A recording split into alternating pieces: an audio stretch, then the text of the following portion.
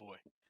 Hello, and welcome to episode 2 of the Pathfinders podcast, where we are charting the way through all the vast nebulous information surrounding Star Citizen and its development. We are your hosts. I am Tree0311. And I am Nazareth, the guy who's in charge of running this show into the ground. Um, uh, Technical yeah, we've got a, difficulties. a pretty interesting show today. I don't think it's going to go as long just because we don't have the full PU monthly report. No, We no, got a no. few highlights from the Squadron Next month is 42. gonna, or next week, the next episode, Next episode episode. 3 is gonna go really long because I'm expecting a major roadmap update Yeah, in no, next week. I agree. But there are a few highlights from the Squadron 42 roadmap, or sorry, monthly report that are interesting. Ooh, hold on, I better mute that. Don't want the baby cam screaming in the background. That'd be Um, great. All yeah, right. there are a few highlights for the Squadron 42 monthly report. Last week's roadmap roundup was pretty light, but still interesting. So we'll talk about those things, and then of course we have our regular um, segments, the Spectrum Pulse, and then our scanner anomalies. So why don't we start off with the roadmap roundup? Because it was pretty straightforward. Yep. All right. So to start us off, I want to read the change in team layout that's happened. So it's 2 paragraphs, and it's about two different teams, and the plant content team being merged and subsequently removed as its own team. So the Hmm. one starts out similar to combining the live mission content team and the modular location team last year to create the EU Sandbox 1 team. Another change is being made, and a new team is being added to the progress tracker. Historically, content produced by Star Citizen location teams has been comprised of environmental art or environment art and level design disciplines. This has changed as of August last year, adding the mission design discipline as well as additional support from the AI content team and the locations pipeline. They will be working together with level design and art to bring spaces to life with moment-to-moment gameplay. So basically, this is more of a holistic team that not just adds in a place, but also the stuff to do in a place.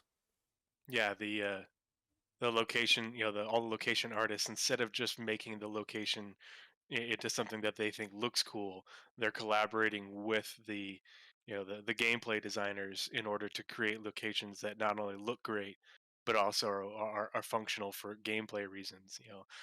Instead of having to go back and redo it to meet gameplay needs, they're doing it all at once. So Mm-hmm. this should make that development more efficient when it comes to not only building locations but building them in a way that we can use as players. So that's really I think it's a smart move, but I think it's really interesting to think about it that way. Mm. And also designing spaces that like they're having to do with like the Retaliator or something to make them bigger for AI to move around.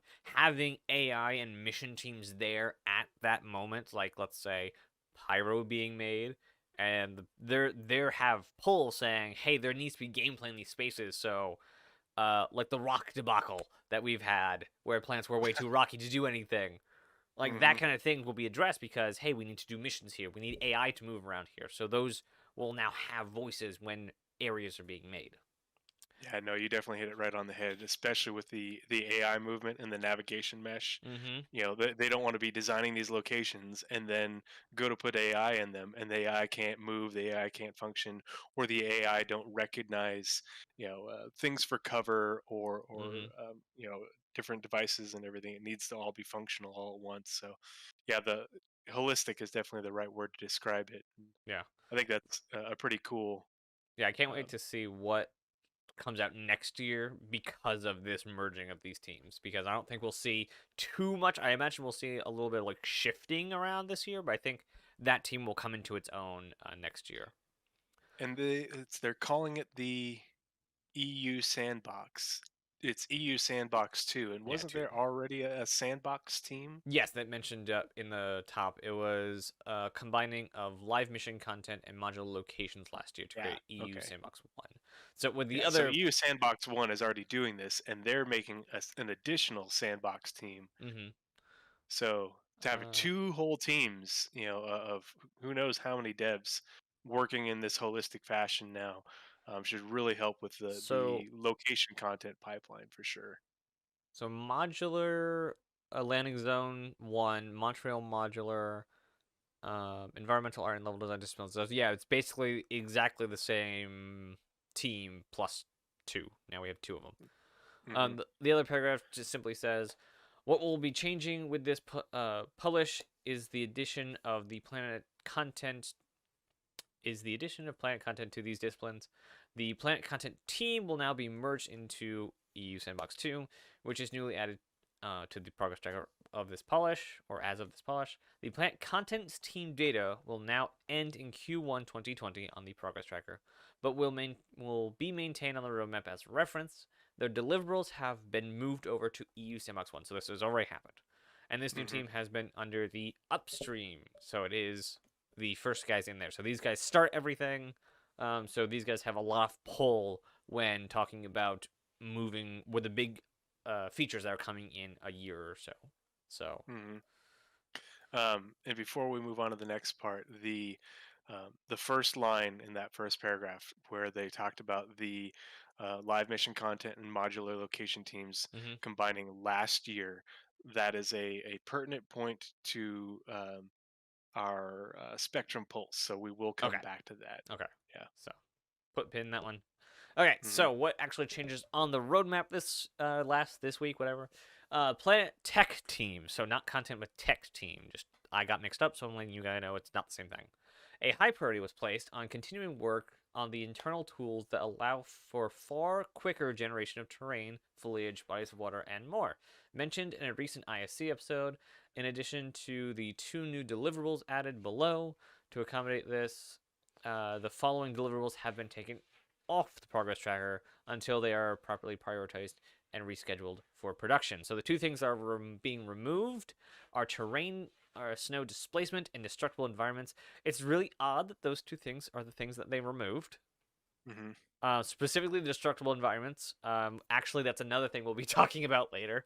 So put a pin in that one. Yeah, that one, the destructible environments threw me for a bit more of a loop, just because I think and correct me if you have different ideas, but I thought that had to deal with um, the flora being, us being able to drive over plants and drive through certain trees without, your Nova tank blowing up because it ran over the wrong plant or something like that.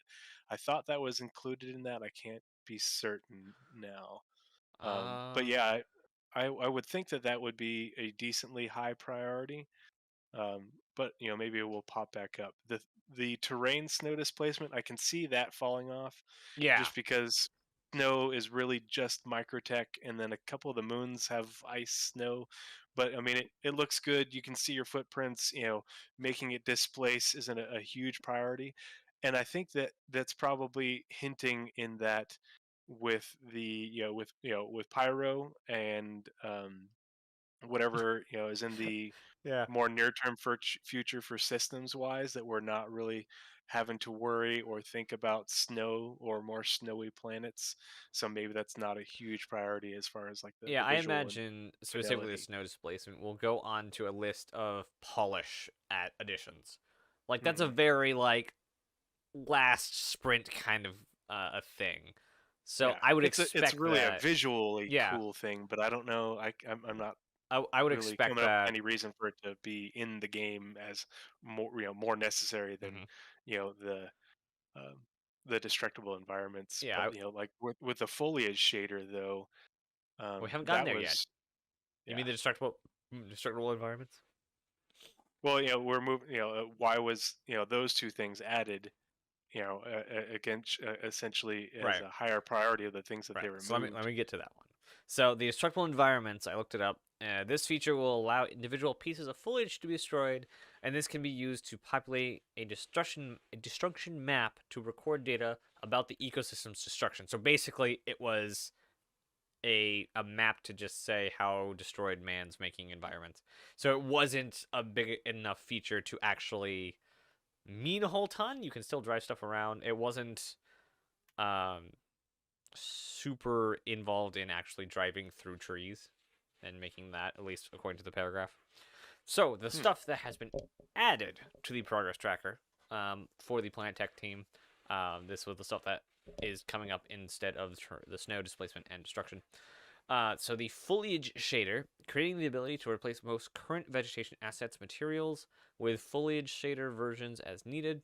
This will improve both the general quality of foliage and vegetation, as well as allow for variation between seasons and climate conditions. This deliverable has been added to the Planet Tech team's schedule. The other one was the ocean shader improvements, reworking the ocean shader to use more physically accurate refractions and reflections with energy conservation, unifying the feature set with other water shaders and balancing performance between orbital and close-up situations. This deliverable has been added to the Planet Tech team's schedule.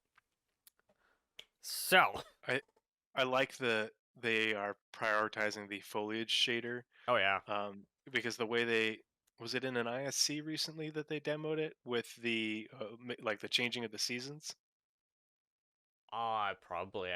I forgot they Yeah, showed that. Yeah.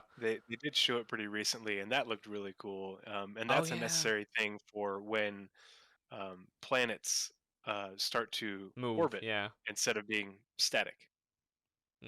That's gonna be so weird. Like it will probably be actually positionally based too. Like they'll probably because that's simple math to just Hmm. get a season on position. That's pretty easy.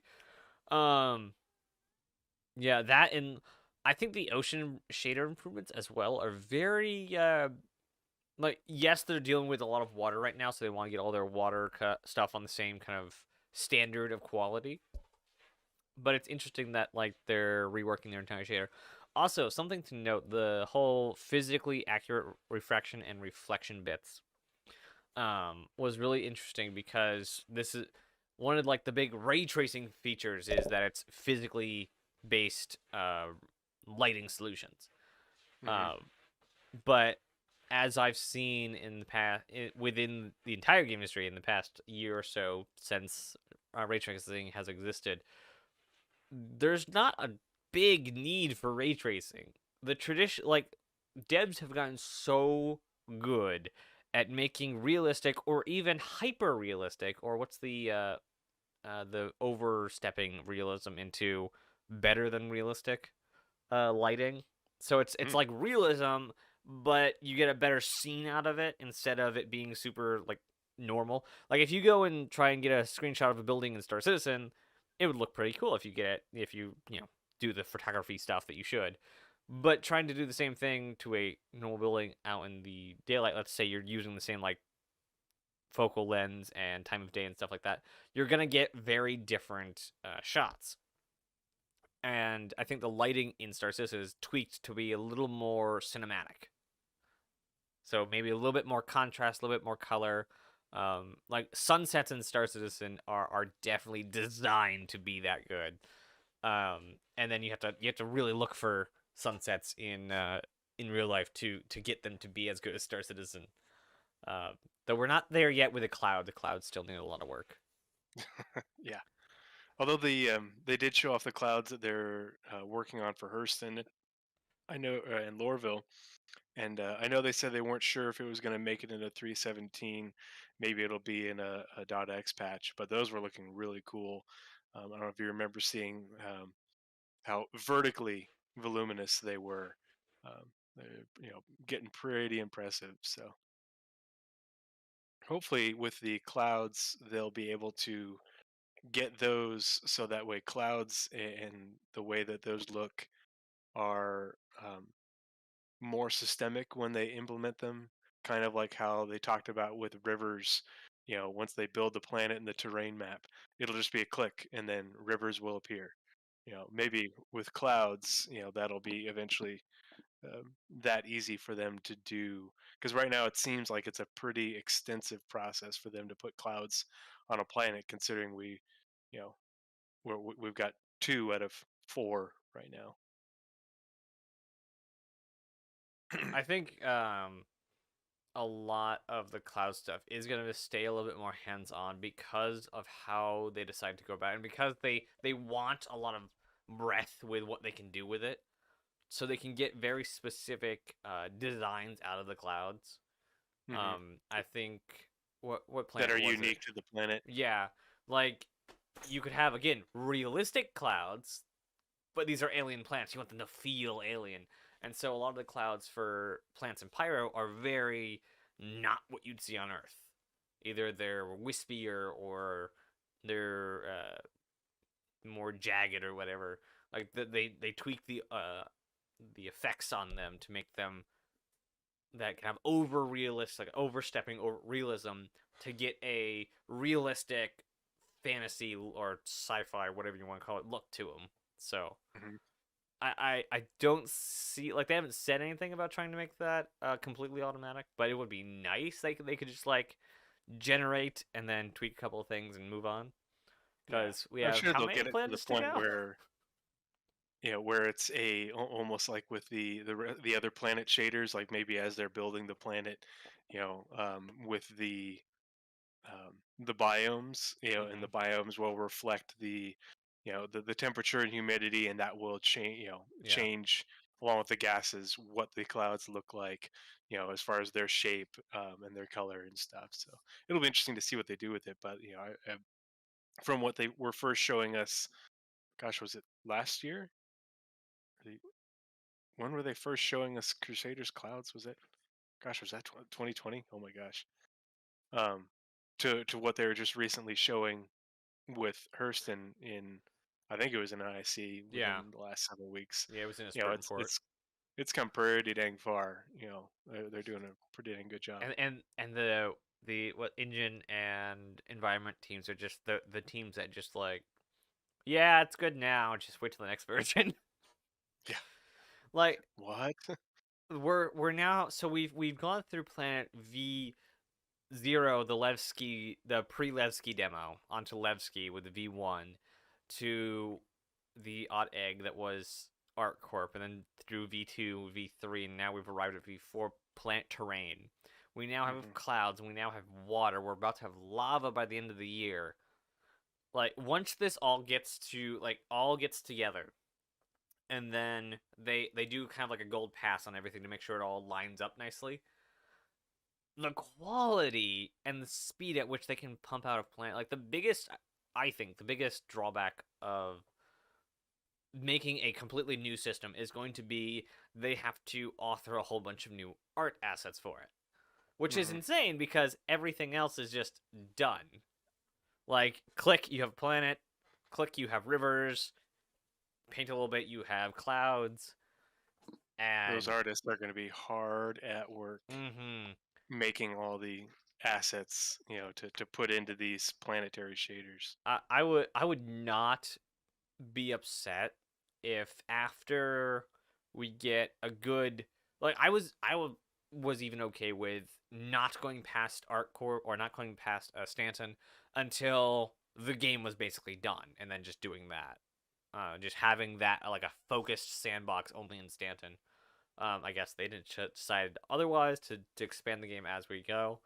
But I would not be upset if they got like 5 systems in at the most, and then generated all of the terrestrial, just rocky, barren planets, and put the jump points Hmm. in, and gave you the entire landscape or the entire breadth of the solar system. But most of the like specific plans weren't there; just kind of the basic ones were. I like what they're doing. I mean, so far so good. I really like it. But it's good to see more things coming online. Um, with the ocean shaders, it. I imagine they are working on this because there are probably going to be large, some bodies of water. Because right now the only ocean we have is on Lorville, or sea or giant lake, whatever you want to call it, or sorry, on Hurston, and it looks, it's okay. It's a But plane at a certain depth of the planet. yeah, um, but I know I forget if it was during CitizenCon, they showed off one of the planets, and is having waves on the ocean and stuff, and so I think that this is probably going to be in order to when that release, when that releases or shortly thereafter to make the oceans and larger bodies of water look Yeah. that much better and be up to snuff with the rivers and basins and There stuff. are a lot of planets that require good coastal environments. Oh yeah, Like yeah. there's one with the floating islands that had to be Hmm. evacuated, or at least one of the islands had to be evacuated because they started sinking it. Um, or that was during one of the races, one of the lore posts. And that is basically all the entire planet is almost all beachfront territory, and it's a tourist like it is a tourist destination because it's basically the tropics in an entire planet. So there's a lot of like coastal dominant areas. I know that like Terra is very waterfront territory. Hmm. So even in Yeah, in a metro kind of environment, you still need the water to be what it's supposed to be. yeah. If you, I mean, you've probably seen the really old um, work in progress for Terra Prime. Oh my It god, it is a looks so waterfront city. bad. It Yeah. looks so bad. Back in the day, it's like, oh, that's so cool, and now you Yeah, look at it, you're like, yeah. oh gosh, it's Like terrible. oh man, and I remember hearing from one of the devs that he was so proud on his off time he made a procedural city tool just because he wanted Hmm. to, and so they just like that's cool, and they chucked it onto Terra and like, wow, it's a whole city. Just looking back at the stuff, not the concept art, but the models that they actually had there, it was so bad. It was so bad. Uh, and now we have, and I think it's the only or the only city that we know with a river running through it, other than Earth cities. Yeah, I don't know if anything specifically mentioned, but I mean that since they worked on it, I imagine they probably wouldn't change maybe the layout too much, Hmm. the landscape, but just bring it up to snuff and but even yeah, even with what they did show, I mean the concept of it, as far as cities go, is pretty dang cool. Yeah, I hope that different cities have different sizes depending on their, I guess worth would be the easiest way to put it, of gameplay. Like ArtCorp is good and it should have a couple of different districts and a couple of different shops, but it's nowhere the powerhouse that is Terra on Terra, like Hmm. Terra City and New Austin as well. Like they're both have a lot of headquarters and a lot of companies there. So there'll be a lot of mission givers. There'll be a lot of missions just to pick up in the general area. There should be a lot of like lots of bars there, lots of like there should be a pretty substantial transit housing. ArtCorp is an industrial powerhouse, yes, but it is mostly ArtCorp there. Babbage has at least two headquarters, being Babbage and some, not Babbage, but Microtech, and someone else has a headquarter in Microtech. I forget which company it was, but like each planet, like in Hurston can stay very small because it only has Hurston. Nobody wants Yeah, Hurston. no one else is gonna buy real estate there. Oh, there are some people that it's just like why? I'm sure it's cheap, or maybe the Hurston family drives up the price just to charge people because they know they're stupid enough to buy it. I don't know.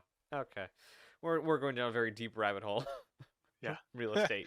Let's move on to the Squadron 42 uh, uh, monthly report, All right. because with the Squadron 42 reports, a lot of it is stuff that is um, copied over. I mean, I hate to say copied over, but it is, Yeah, a there's lot of little the stuff additions here and there. Yeah. from the PU monthly report, because a lot of this stuff does go both ways, or the majority of it, and then they add in the squadron specific things on top of that. Yeah. I So like good. the first one is under the AI content team. It's it says specifically for Squadron 42, the team focused on implementing deck crew behaviors. Last month, they integrated multiple roles, set up the right usables for each individual, fixed the air traffic controller behavior to correctly work with the landing officers, and started adding wild lines. Um, so the everything they've been talking about with the AI is really interesting. Just the way that they describe all the different um, AI roles and behaviors that are there that are going to be there. And it's interesting to think about because they're building this for Squadron 42 specifically right now. But deck crew behaviors, air traffic controller behaviors, landing officers, all these things. These are NPCs that you will likely be able to hire these sorts of NPCs or NPCs to fulfill these roles, for your own large ships. The Idris, the Kraken, but you'll also see them. I imagine all these behaviors are things that we're going to see in the PU. Once server meshing comes in and the servers can support all these NPC behaviors and NPC logic. It's which is really cool to think about. All those NPCs that are in the hangar right now who don't do a whole lot; they wander around aimlessly, and to see them actually, you know, reacting to you Uh, coming in and landing will be just so cool. I was talking with a friend, was it yesterday? Yesterday on stream. And I had just watched the recap or the video that Tony Z did about virtual NPCs. And I just had like the epiphany moment that I get a lot of the time with Star Citizen. The fact that you could walk into an environment and the NPCs there are full assumption AI. So that means they have a schedule, they have wants, they have needs that they have to do. So they're going and doing something. So let's take the hangars for example. Either those are guards or the security personnel, and so they need to stay there, or you have mechanics there. Uh, a better example of the breadth of it is in the plaza in Microtech, so in New Babbage. They have a lot of working out NPCs running or doing yoga or whatever in the plaza, or there's even some shops around that other NPCs are just kind of moseying about to. Those working out NPCs have insane endurance because they just keep going and Right. going and going. So one, NPCs will have endurance, and that's part of what actor status V2, I believe it is. Yes, actor status V2 is giving the stamina, food, hunger, and all the health things that players already have, giving them to NPCs. That's part of the actor status V2, supposedly coming, or the task for it will be finishing up at the end of the year for the actor feature team. So having NPCs going around, they will actually need to do things. And then virtual NPCs are NPCs that have stories attached to them, whether they be on the backend server or subsumption. So you could walk into an environment and there be NPCs around you that have done things of record. So they shot at players, they took down pirates, they are advocacy, and they actually have like storylines. And these are procedurally generated for the most part once the system is fully fleshed out. And you could walk in feasibly to an environment with NPCs like this in the room and never know it unless you're looking for them. Hmm. The example they gave was an NPC named Dogen is a pirate, and he only cares about getting enough cash to go to the bar. So in this scenario, he was at the bar. You could walk into the bar, get a drink as just somebody who's like doing a cargo run, and not know who he is or why he's there. Just another bar patron, and you just walk out because you don't know who he is. You don't care. He's an NPC. And then somebody walks in while you're having a drink and does a takedown on the guy next to you for no good reason, and he just walks out and throws him in the hawk. Like this is the world that we're getting to, It's and kind of like those videos you see on the internet where people are, sitting there eating or something like that, and mm-hmm. then somebody just walks into the bar or the restaurant and starts a fight, and they just keep on eating Yep, while they're watching. yep, that's gonna be me. I'll just be like, Yeah. yep, another day in Star Citizen. Oh my God, that guy just got shot. That sucks. Hmm. I'll have another. Uh, Moving on to the AI feature team. This one is more, is basically almost entirely squadron. Um, and so the first paragraph they were talking about the behaviors, and it sounds like they're doing a whole lot of balancing in order to make it so that way, you know um, you do have to use the correct tactics, in order to be successful against the Vanduul, which, you know, with everybody playing all the Elden Ring stuff, the gaming verse is just awash in Elden Ring videos of, you have to be tactfully. or tactically sound in order to not just get absolutely smashed and killed. I think that's really cool that you will have to use the appropriate tactics to engage with S- these targets successfully. So what I'm But then they're hearing is just use an LMG. yeah standard. But that's like that's the Vandals' MO is they want to close with you and destroy, and that That's why it's all their pretty. ships have blades on them. Mhm. But really interesting stuff. But then the second paragraph, it says on the human combat side, the team finalized the basic skeleton of NPCs reacting to finding a dead body. This includes functionality Nice. to notify friendly AI so they can coordinate and hunt down the player. They also worked closely with design to implement a new combat behavior design with support for different tactics. So that stuff, what they're Nice. just talking about, if we remember how the stealth aspect of the CitizenCon demo. These Mm-hmm. are all behaviors that, yeah, they're building them from Squadron 42, but this is stuff that, depending on how you go about doing, the mission, in Pyro or wherever, if you're sneaking through these, space stations that they're building, and you do a takedown, you leave a body, these AI are going to find the body and they're going to react to it, just like, they should in single player games where they do this. And the fact that they're building this right now, and just like how they talked about with these different teams, the reallocating of resources towards Squadron 42, this is what they're doing. But these are things that are going to get moved over to the persistent universe, once they're ready to be ported over. So that work isn't being wasted. These things aren't Squadron 42 specific. They're being built for Squadron first and then getting moved over. And this is a perfect example of that because they've already shown how this sort of stuff is going to fit into the PU. Yeah. I don't know if you've ever played Hitman. Oh yeah. Okay. So you're gonna know exactly where I'm coming from with this. Hmm. Like it was quite a little whiles ago that I kind of felt um that thing coming, but being able to stealth around and NPCs to react to their environment both audibly, visually, and with this one specifically, getting bodies and with or not getting but seeing bodies. And they talked last year specifically about or in a little while before that, different adept ratings of handling a gun.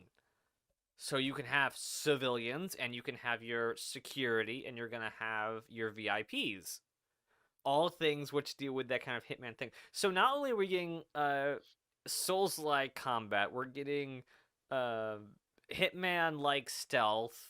And this is another thing I was talking about. So much influence from other IPs Oh that yeah. the gamers who are drawn to Star Citizen will be familiar with and be fans of already, and be like, oh, I'm so glad they implemented this. This is a great idea. I love this aspect of this game. Yeah. Another thing I was talking about last night was it's so hard to sit down in this game in a conversation about this game and cover the entire scope of it, Hmm. because there's an in-depth combat system with each gun, each bullet making a difference, whether that be energy or whatever. But then there's ships on top of that which have an entire personality, an entire character all their own. But then there's the city level, the planet level, the jobs level, whether that be bounty hunting, farming, building, science, drug lab, and then there's alien species. There's the government level. There's the I don't want to play with anyone, I want to go nowhere level. And there's just it's so hard to see across the entire scope of the game in one conversation unless you like sit down for an hour. Uh it's great. I love it. Oh man, is there Just any replying in chat. yeah, is there um, anything left? the No, not on the AI feature team for me. Um, but the AI tech team is is pretty much that is if you've read the PU monthly report, it's pretty much a port over from that. And yeah, that's exciting in its own right, but we covered it in the last episode. But Right. it's the work on the subsumption and navigation mesh. um, is really fascinating and really interesting to see that finally getting put into place. And they're doing this because they need to have this ready for when server meshing is ready. Yep. They couldn't really have these things and have this working without server meshing, and to distribute the load that this will create. And so it's a good signal about, they're working towards server meshing. They need to have this ready for server meshing, so that way once, a single server is covering just a moon, orbiting microtech, they can populate that server with more AI and more functionality, not just, underground bases. And Hmm. so that's the interesting part to me. um, and then of course, we talked about it before, the highlight for me is the inclusion in that of the npcs using landing splines to land ships anywhere.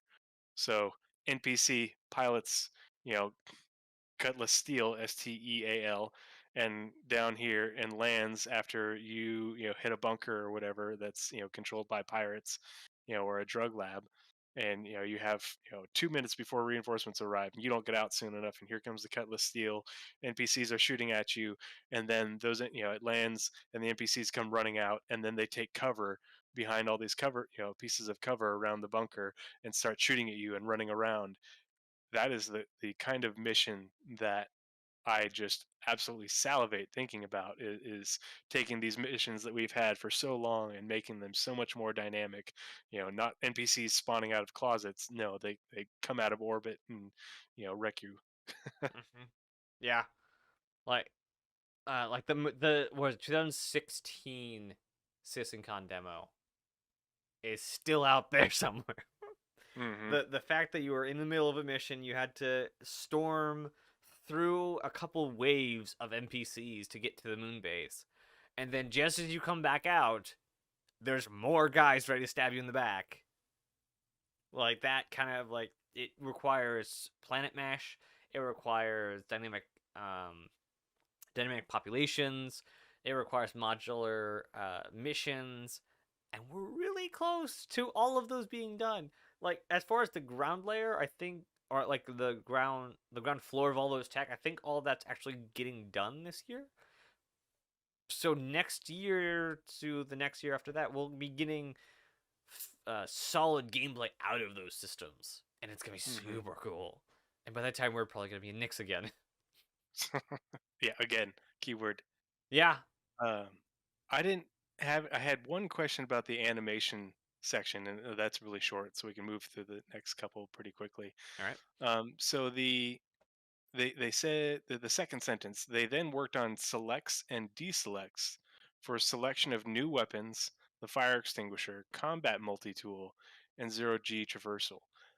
What? Why is this fire extinguisher there? Well, so what do they mean by selects and deselects for a selection of new weapons? Is that I'm not sure what they're talking about for those. Okay, so It's animation based, but are they I talking about? imagine. Okay, so you know when you're on, let's say you have several weapons on you. So you have your multi Hmm. tool, you have your pistol, and you have like a gun on your back. You select the weapon, and you have to get the weapon off your back, or you have to put that away and grab your multi tool. I think that is what the animations are talking about. Those kind of Okay. motions to choose what weapon you want out. Okay. And it's part of it's probably desync, but those do in game right now. They do feel a bit awkward, a bit um, gamey, unfinished, unpolished. So, um, but new weapons, combat multi tool. What What's it? What is? it? What is it? Yeah, Give me a net launcher. It's a net launcher. That's what it is. I yeah. have no idea. They say combat multi tool. I've never heard the regular multi tool called that, so I don't know if that's something different that's being mentioned now, and what functions would the combat multi tool have over the regular one. Um, Not a yeah, so darn we'll clue. see. I think it's so funny that fire extinguisher is in there again, and we know what it looks like now. We got a sneak peek of it a couple weeks Hmm. ago, and it's this like little. It's just like a small fire extinguisher that's now handheld. I'm just looking forward to using the fire extinguisher against NPCs. You peek around the corner, you flood the room with a fire extinguisher, and they're like coughing and looking around and yelling, "I can't see anything," and then you go in there and you kill him or whatever, or you melee somebody with a fire extinguisher, to take down a bounty. Yeah, that melee fire extinguisher. That's Hmm. uh, another thing in Hitman. Uh, Uh, Character art, nothing really interesting. Just talking about Navy uniform assets and the another faction. I guess armor they'll for they'll be out of screaming Odin. Gelsons. Yeah, the Screaming Galsons. They're a pirate group. Okay, I'm like, Um, what? Who's screaming? yeah, they've talked about them before. We What don't know much about them though. are they? Squadron specific? Yeah, so well, I imagine they'll be in the PU, but they are being developed specifically for Squadron. I'm assuming they are in Odin, um, Everything's in Odin. or somewhere else. I can't Well, wait for Squadron Episode 2, yeah. where we actually like move out of Odin. Spoiler alert: not all of Squadron 42 is in Odin. I figured, but Yeah, so much of I what will. we've seen I and will say no everything's in more. Odin. Yeah, Like, the uh, majority of it is, but is yeah. it was the Kamare Asiato. Is Asiato in Odin? Yes, if I remember Oh, of correctly, course it it's is. Arron. Yeah. One of the things I like out of this the character art is they looked at the base character bodies, tweaked them for better shape and rhythm. I like that. Now, if Hmm. we could just get muscle tone as a slider, please, because my guy's too muscly and I don't like it. Like, I like my characters to look like me, and I have zero muscle tone. So there are a couple like I would like to know because they've said this very specifically that they can't change the topology of the bodies too much because they have to have Yeah, the you same can't make them skeleton. super tall, and yeah. You can't make them overly thin or overly heavy or overly tall or overly short. Hmm. But Yeah, what is the is there any play in there? Can we have a little bit more weight? Can we proportion our characters? Maybe they're a guy who skips leg. They kind of can we do arms bigger than legs, kind of thing. And like, I would totally make my character have a dad bod. yeah, like that's a thing. Like, I am a definite proponent of not necessarily like overly like giving people over not what is the word, too much customization to make characters that how do you put this in a PC way? There's no way to put this in a PC way. Basically, giving people the options that they would want for themselves, not necessarily just to make a certain type of character, as most people look for in sliders as of, especially RPGs as of late, especially something like Cyberpunk, if you get Hmm. what I'm going for. Yeah. Environment art. They talk about continuing work for Chemline, and so my question for that is: they envisioned what the dam facility and other locations would have looked like when new. They'll then age and damage the designs to depict the facility's years of abandonment. Um, Yeah, so you know I hear in that the entire vertical slice had been thrown out. was that Chemline or was Yes, that that was the? Chemline.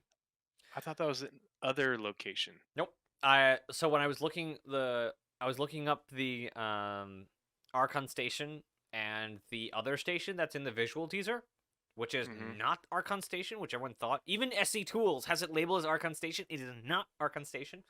That's something separate. They are wildly different sizes. Archon is way Well, bigger.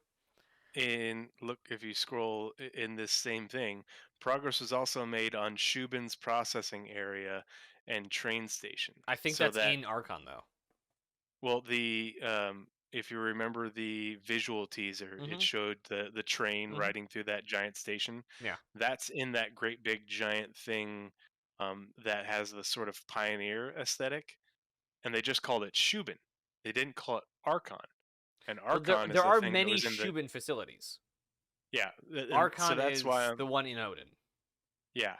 I think they're both probably in Odin, but the Archon is the one in the vertical slice, and I think this Shubin that they mentioned if it isn't Yeah. Archon like we think, is The only thing I could say against that is the wildly different design language used for it. It looks more militaristic. Like it's armored. And like every time I read about the processing facility, it it is a it's depicted as a processing area. So I wonder if the processing area is in Archon specifically, not an entire other station. It could be that. Well, if you look at the design language of Archon specifically, there are processing greebly bits. So it's not that it's a mining and get rid of station. They do some processing on board. And if you look at the design language for other station, um, there's mining lasers, but everything else is armored except for the ATC. And it's if you look at the visual teaser and how big a Gladius is flying next to the station, compared to the vertical slice, how big Archon is with an Idris next to it, woefully different scales. And the background, the unknown station is next to a planet. At least a very dense area or very large asteroid, because everywhere in the background is ground. Where was I going with the whole squadron bit here? Or were we just talking about before the whole Archon thing? Animations, armory. I was looking up Chemline.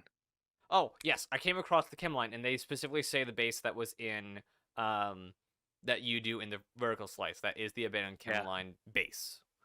They might not have. So when they see, they say they envisioned what the dam facility and other locations would have looked like when new. So it didn't say they It's built it. So it's huge. Mhm. So, and remember in the Oh wait, it's the dam. yeah, the dam from the The visual teaser. the visual teaser, the great big tall Yeah. monolithic looking thing. Well, I there think was that a is something separate from the location that you went to in the um, well. Remember, they vertical stopped while you were slice. still inside. Yeah. So all you did was go in and get to one room, one hub room. Yeah. Well, I mean, that dam could have been part of an entire chemline facility, but it Mm-hmm. could be a massive facility because as Yeah, you're that's what I mean. flying Yeah. over it, where they were, when they went to rescue whatever that agent's name was, that could have been a entirely different portion, Yeah, that more, could have been because it embed looked kind of remote. a satellite area, Hmm. not the main place. But yeah, Yeah. the dam is part of Chemline. That's really cool. It'll be really interesting to see what all this looks like on the map and everything, and Yeah, how much maps. That'd be or what nice. state is in. Yeah, in what state is it in a post Squadron 42 PU? Yeah. Oh man. Um, Moving on to art weapons. I don't think there was anything interesting in here that's just talking about more. Fire Uh, extinguisher. you know, yeah. Well, they're currently producing white box asset for all incomplete weapons and gadgets across the campaign. Oh So dang. they've got more things that they So a need to push make. has been made to get Hmm. every weapon they need for the campaign through the pipeline. Yeah, and I would All imagine a incomplete lot of the weapons. the things that they haven't made yet are the things that are bespoke. Um, You know what that also or means? more bespoke.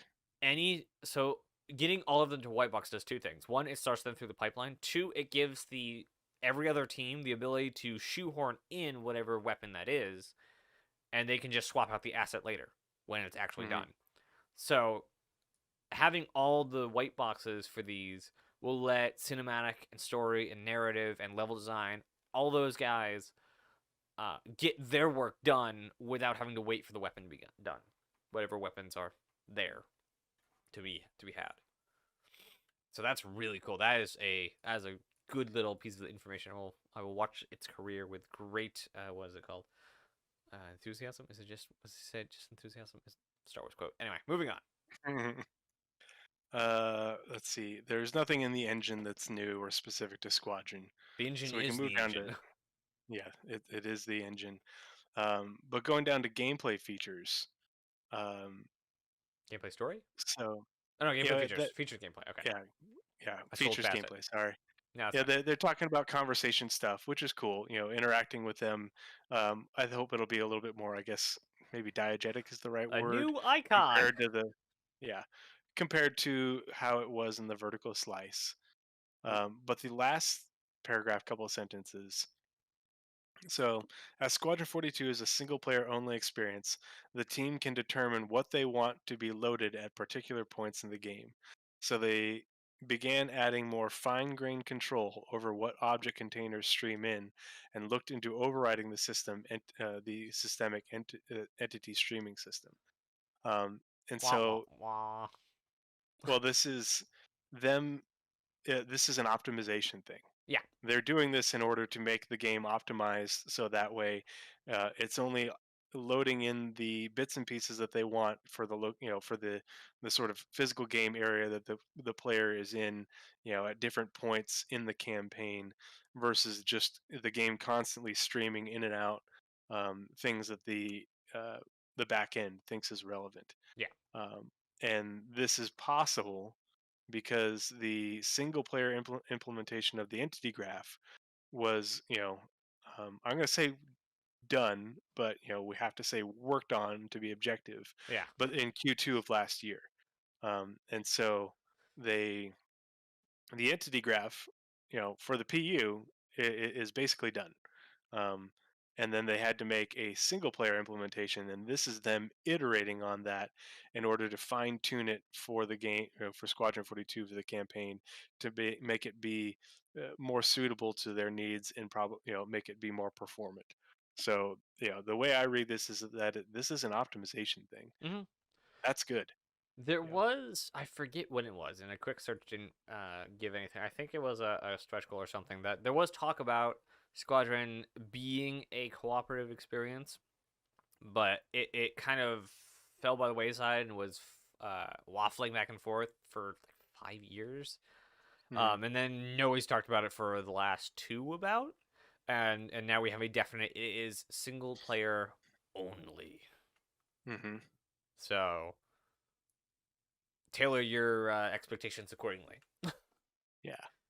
Um, so these next a gameplay story, and then I think it was level design, um, are kind of the point I wanted to make is tied together between these two, and then I think there's another one where they mentioned it. So Yeah, during the or big the thing they second talked part about. of Yeah, gameplay story is, the wider team undertook a comprehensive review of chapters 1 and 5 before prototyping new animations to meet the latest direction. And then you go down to a level design, um, and the Space Dogfight team chose 2 chapters to push to vertical slice quality alongside the social and FPS teams. And but then if you go back up to gameplay story, chapters 1 and 5 are mentioned. They did a comprehensive review, so maybe those are the ones they are bringing up to vertical slice quality. Um, that would make hard sense. to know. Level Um, design said which ones? Just that they worked on yeah, two of them. yeah, Yeah, just two that two of them. chapters, along So it was with Space Dogfight, social and FPS, um, to vertical slice, um, and and social. then but then it also says the FPS team also worked to bring several chapters to vertical slice quality with a seamless player experience a So high priority. vertical slice quality, and this is where I think we have two differing opinions. With the one source that I looked up because I didn't have much time, it was basically it is the last step. That is your vertical slice quality is right before you run everything through to call it gold. So it Hmm. is just before everything's done. So bringing everything up is basically finishing it Yeah, it's kind of like how they talk about gold standard for the PU, in that they are essentially getting it gold standard per chapter. for what they can do right now. hmm Yeah. So everything is gold standard, for what they have right now. But this late in the game, how much is there left, really? Well, And gold so for single player games is a very specific title, and yeah, they are. This is why they're probably not using it. Is because After you go gold, let's take Cyberpunk because that was a very public release. It was about 3 months after they said we have gone gold to buying it. Hmm. So going gold for a single player game, especially a release game like this, is a very specific milestone. So I think they're very specifically not calling it gold standard, and Yeah. so they're saying it's vertical slice quality. Um, and Well, and because they in previous reports, both in 2021 and 2020, mhm, they have used the verbiage gold standard. mhm. And I will freely admit that I took that and ran with it. Um, so So yeah, I imagine they'll call guilty it. as charged. I imagine they'll call it gold standard when all of the chapters and features and teams have gone through and visual or vertical sliced quality all of their bits, and then the Hmm. gold standard will be the filling on the top, the icing on the cake. Yeah, So that is but my it's opinion on the verbiage used. the timing of this is interesting though. If you correlate it with the planned massive expansion of the Manchester studio, which can really only happen with a substantial increase in funding, which would have to come with a release. And they're Ooh. wanting to, have that first round of expansion, basically well underway, if not done, by the end of next year.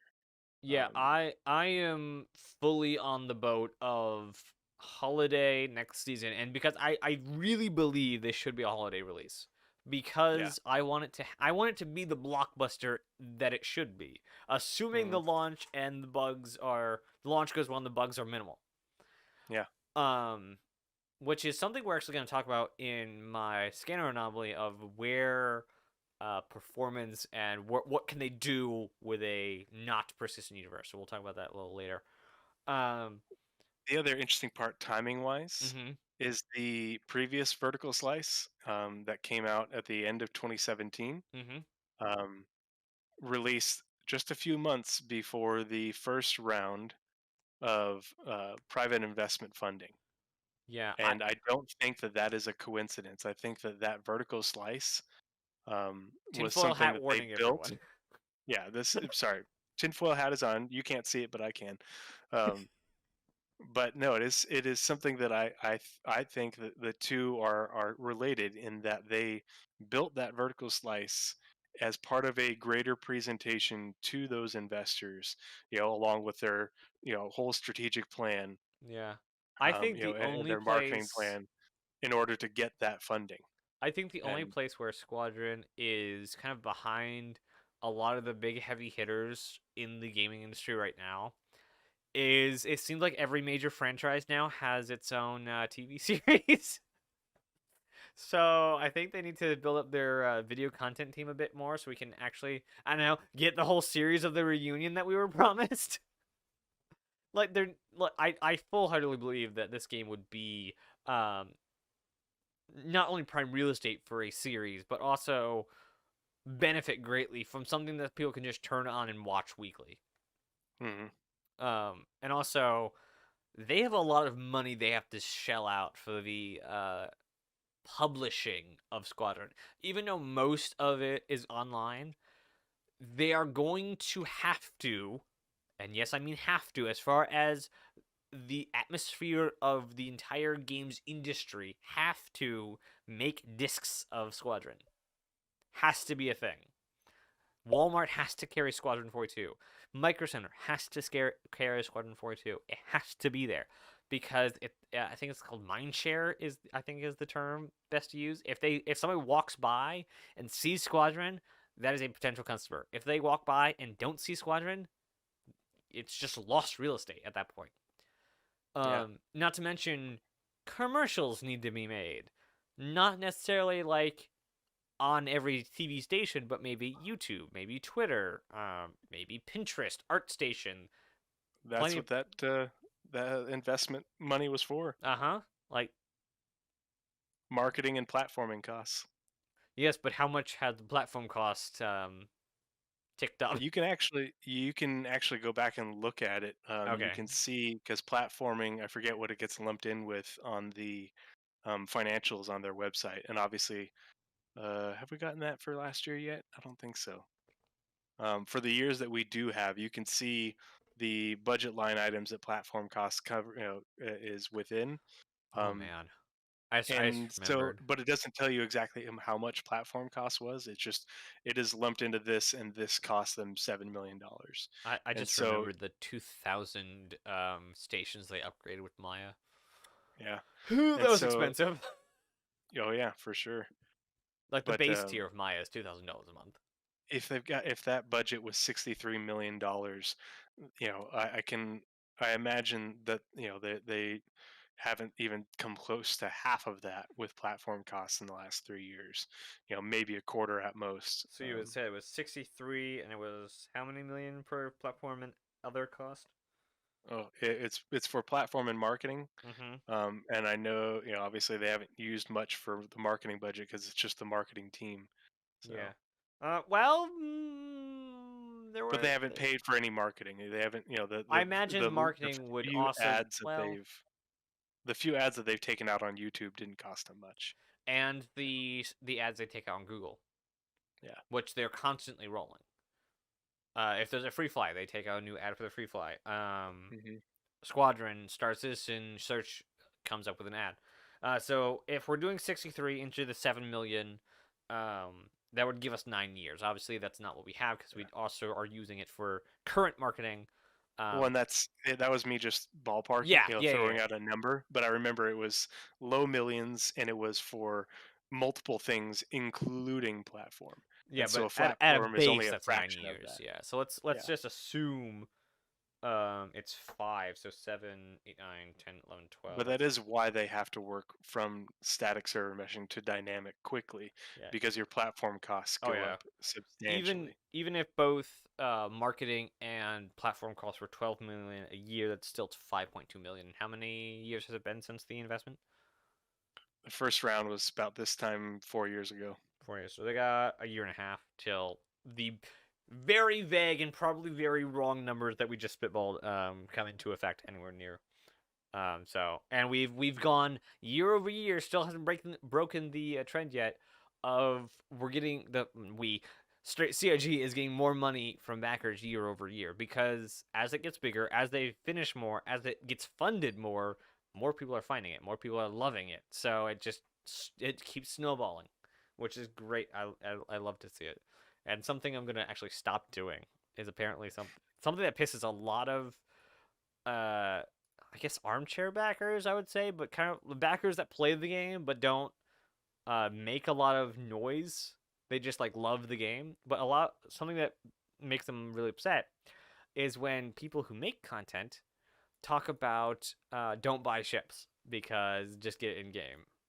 I'm gonna not do that. I don't know if I've ever done it, but I'm gonna make a very pointed effort not to do that because that's how we do it. The way I like to phrase it is don't feel like you need to, but if you want to, go right ahead. It helps the project. Hmm. So, and I'm definitely gonna be Let's spending probably a good couple thousand more in this game. I want to get to the highest tier of the concierge, just because I think that's 5,000. it's well, I'm above that, so Dang, I I'm know. behind. It's okay. But I, I'm also old, I, so I got a raise, so I'll be getting faster. let's move on. Finish the Squadron 42 monthly report, so that way we can move on to our the pulse and the anomalies. Mm-hmm. Um, for narrative, the narrative stuff, they usually talk about motion capture sessions, story based things, which it doesn't tell us a whole lot, other than that they're working on it and they're wrapping up these things where they probably had placeholder elements in them for story purposes. Um, but I always latch on to whenever they write something in the monthly reports and it's vague. And so in the second paragraph, they say they also began working with the AI team on the behavior for a new NPC profession. And they have no problem talking about all the other professions, the deck crew, ATC, the landing guys, security guards, all that sort of stuff. But this one, they specifically just left it generic and vague. And that's what I kind of latched onto. It's like, huh, they wrote a whole paragraph about this one NPC profession that the narrative team is helping the other teams build out, and they're not telling us about it. And interestingly enough, both teams are downstream. Yeah, And all of their work, because they are downstream, it only goes all. So any downstream team, for those of you who don't know, only gets scheduled a single quarter at a time. The upstream teams get scheduled as far out as possible. So something like the Montreal Sandbox team, they have stuff running to the end of the year, right up until the end, because they're a upstream team. Downstream teams only get a quarter because they are reactionary or very specific in need. Um, so their stuff is, let's say, their artist is going to clear up in the next quarter. Narrative then needs to schedule in the pre-narrative work they need to do for a weapon or something, and the post-narrative work. So that will then go on the schedule at that point. Only that's when, why right, these next couple, hopefully we'll get a big drop of it this next roadmap right, roundup. because But the usually they next, do it over like two or three of them, where they yeah, put out all the downstream teams. And if you go and look at the progress tracker and you set it, instead of 2 quarters, you go it out to a year, and you just scroll down, and you can see there are a ton of teams that are only scheduled to the end of this month. and They've got only 10 days left. like audio. The only thing they're working on currently is the Drake Vulture Yeah. So and the there's going to be a Scorpius and whole bunch Salvage. of really great information about the next quarter, maybe 2 quarters from Yeah. the downstream teams, depending on what they schedule. So And every time we bring up the roadmap, I'm going to say this again until I stop seeing it. The progress tracker has not been locked down to a single quarter. That is the release view. They are hmm not saying on the release view is only the probable features that are uh, basically their eye candy to passersby on the release view. The progress tracker is the external view of the internal schedule. Yes, there is stuff that is hidden behind the unannounced banner, and there is stuff that they're just not ready to share yet. But we will have stuff to the end of the year. And they only go to the end of the year every year because trying to schedule beyond the Christmas season in any field, as far as I'm concerned, or as far as I know, almost impossible because of the amount of stuff you learn along the way and the amount of personnel changes that's going to happen beyond the Christmas season. So the progress tracker is still a 4 quarter system. Okay, rant over. four upstream teams, not the Well, wow. whole If company, but for a if whole lot. downstream has the ability to schedule, like if they know that something is going to be needed at the end of Q4 on a downstream team, if they already know that to schedule that, they can schedule that. hmm So, like, if what's a VFX? Let's say a ship's getting done or a new gun's being developed at the end of the year. They know VFX is gonna need to be there, so they can put them on the list. So it's like we've had 3 quarters. I think, yeah, 3 quarters, 4 quarters, 4 quarters of downstream stuff, and I'm pretty sure all of that was added around the same time, not quarter by quarter. Yeah, yeah, and I mean they add things and pull things at random based off, well, not at random, but Not based at off random. need. Technically, But it is always procedurally. generally about that far out. Mm, yeah. Moving on to the going on to QA and everything. Um, QA. we all love QA, but they are unsung heroes. They don't get talked about much. The biggest thing that came out of this was you know um, they're doing regular chapter testing, lots of bug validation and stuff. But the Frankfurt-based QA team moved to cover more Squadron 42 checks while continuing behavior testing. So they are adding more QA support to the development of Squadron 42. That sounds like something you do when you're trying to close out a game. I'm sorry. Yeah. Yeah, well, you're trying to get work out all the kinks and the bugs, and Mm-hmm. really provide all those devs the support they need Oh, to. hey, they actually mention the Maya thing in Mm. the next paragraph or the next chapter subheading. Oh, okay, yeah, on the tech animation. Yeah. I don't think there's anything squadron specific under tech animation. Um, Debugging various things, DNA system, data-driven. Long. yeah, What is that? This has been an incredibly long process to refactor the system to be data-driven. I assume it's talking about the DNA system. yeah, It's very near to completion. Just a few tasks remain before we are able to commit to testing procedure and integration to the main game tech animation. Very yeah. So interesting that tech they animation is rebuilt the a entire thing. team. Yeah, tech animation is a team that supports all really all the character teams, or anything to do with characters, Yeah, a nice because everything's mocapped, everything is, they are building, they do or all the IK. tools and make it so that they can put those things in, and make it high fidelity in a way that is feasible for them to do on a large scale. Mhm. And that's why the tech animation team is so important. Any tech other team is the way I like to think about it is they are programmers with a passion for whatever department comes next. So these are Hmm. programmers with a passion for animation.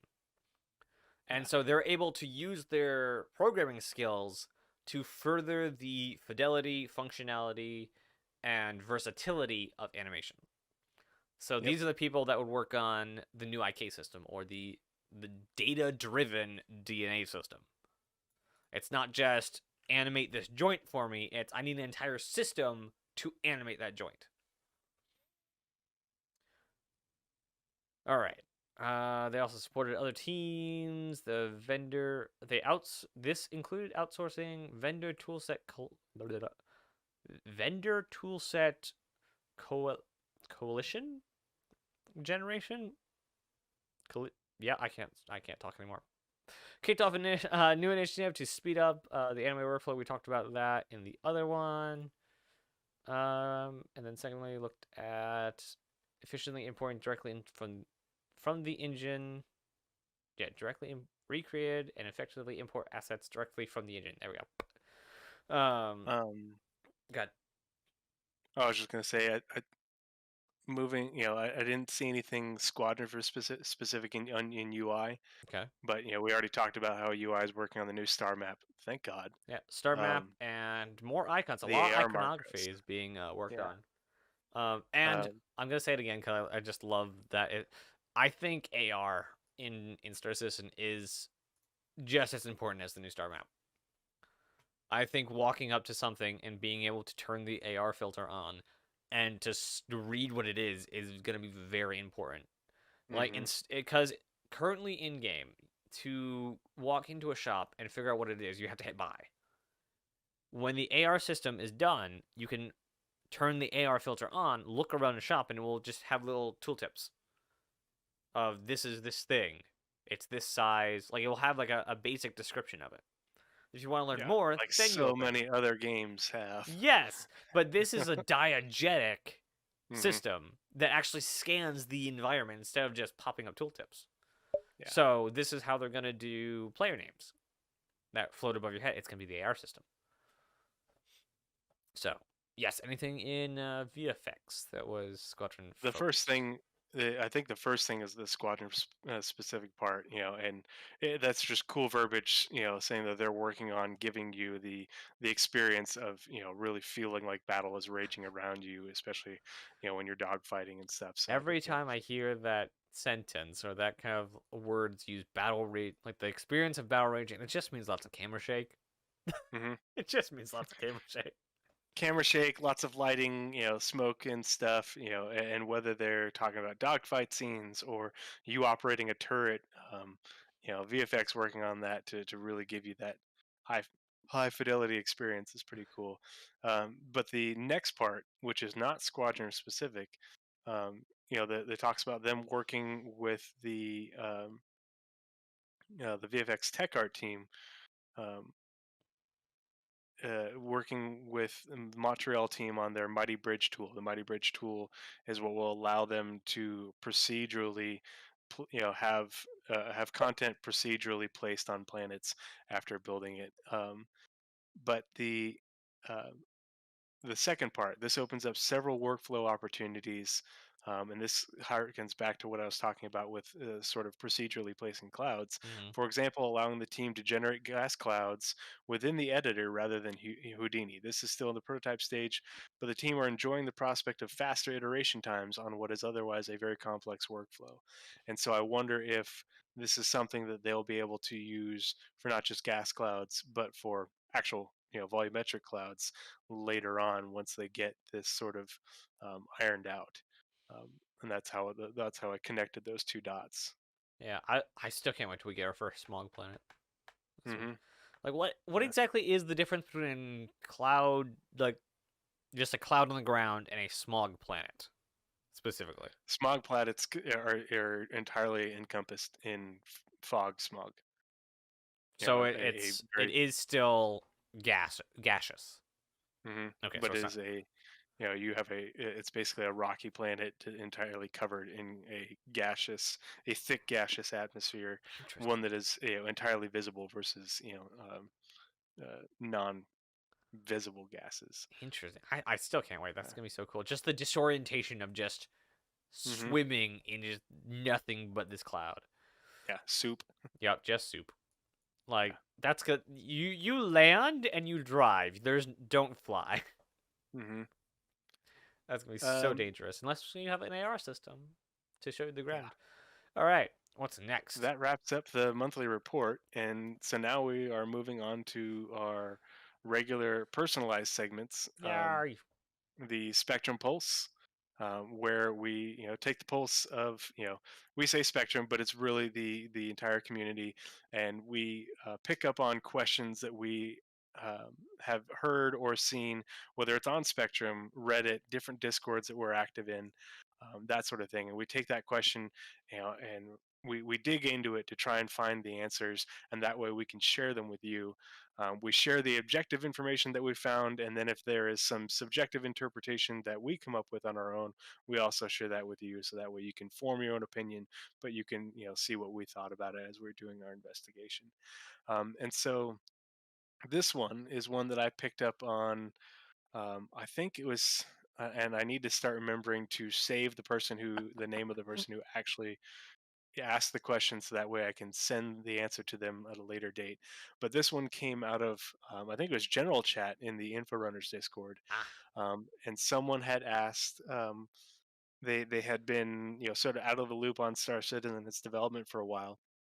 And they just asked in general chat, what's going on with the Arron Halo and its gates? And if you're unaware of what the Arron Halo is, the Arron Halo is the asteroid belt within Stanton that separates Arc Core and Crusader, Stanton 2 and Stanton 3, and it's a very, very dense, thick asteroid belt, um, and it's so dense and so thick that you cannot quantum remember with quantum travel you're not supposed to be able to quantum travel through an asteroid belt. That's not going to work in the future. You're not be able to negate the mass or negate your own mass within that much mass around you, and so this super dense asteroid belt called the Arron Halo has actually they're not in game yet, and that's what they have to develop, along with updating the asteroids to be more performant. But they have these giant megalithic structures that are gates that literally hold a path open in the asteroid belt, so that way you can quantum to the gate and fly through it, and then resume your journey to or to Arcor or Microtech or one of the outer system jump points, and that's how that works. And so um, that's the context surrounding the Arron Halo and what it is. You actually go mine in the Aaron Halo right now. It's just difficult to get to because you can't quantum to it directly. You have to quantum through it and then try and stop your quantum drive in the middle of it. But it's supposedly a pretty decent place to do some mining. Mm-hmm. Um, it was initially added to the progress tracker um, sometime towards the end of um, 2020, and it was added to the progress tracker as just a art sprint. And I'm not sure which art team because they've been restructured, but that's what we were talking about earlier. Where those, let's see, what team was it? Was it? Oh, I closed the roadmap I'll, roundup. I'll get It back was. up. So with one, I barely helped on this part at all. Um, I forgot what my question was. With oh, do you think that the Iron Halos, because they're ArtCorp funded, do Mhm. you think that it'll be a toll system, or do you think that out of the grace of ArtCorp's giant heart, you're gonna be able to just freeboat it through? I think it will be a toll system. I think there will also be facilities that you can utilize at these gates because they are giant monolithic I structures. imagine there'll be Um, stations. yeah, no, I'm sure there will be places to land. If you look at the concept art, you can see what looks like a Connie landing Mm-hmm. on a pad. These things are huge. Yeah, that And was when we my put only out the show contribution to notes, this part. I got the images. well, when I put out the show notes, you will see that there's a link to an Inside Star Citizen from April 2020 where they show the initial work on these giant megalithic structures, as well as I got some screenshots of the concept art that was done for them. So that'll all be in there, as Yeah. well as a link to the Galactopedia entrance or information on the Aaron Halo. Um, so yeah, it's really interesting, and it's we think of Stanton as being almost done. It's like no, this Aaron Halo is going to really change the way you traverse Stanton because Stanton is a small system, but you won't be able to just fly through this super dense asteroid belt. It's supposed to be way more dense than most asteroid belts. Other asteroid belts you might be able to quantum through safely or fly, quantum and then stop and then fly through, at SEM speed or high SM speed. Mhm. You won't be able to do that in the Air Halo when it is the way they want it to. And Um, like even though these gates are the megalithic, monolithic things they are, um, they don't encompass a way through the belt. If you look at the in-engine shot we have in the show notes or the Inside Star Citizen work, the the gate sits somewhere like just kind of pasted somewhere in the middle of it. There's still more asteroid field below it. Like mhm. the asteroid field is not only dense but also insanely large.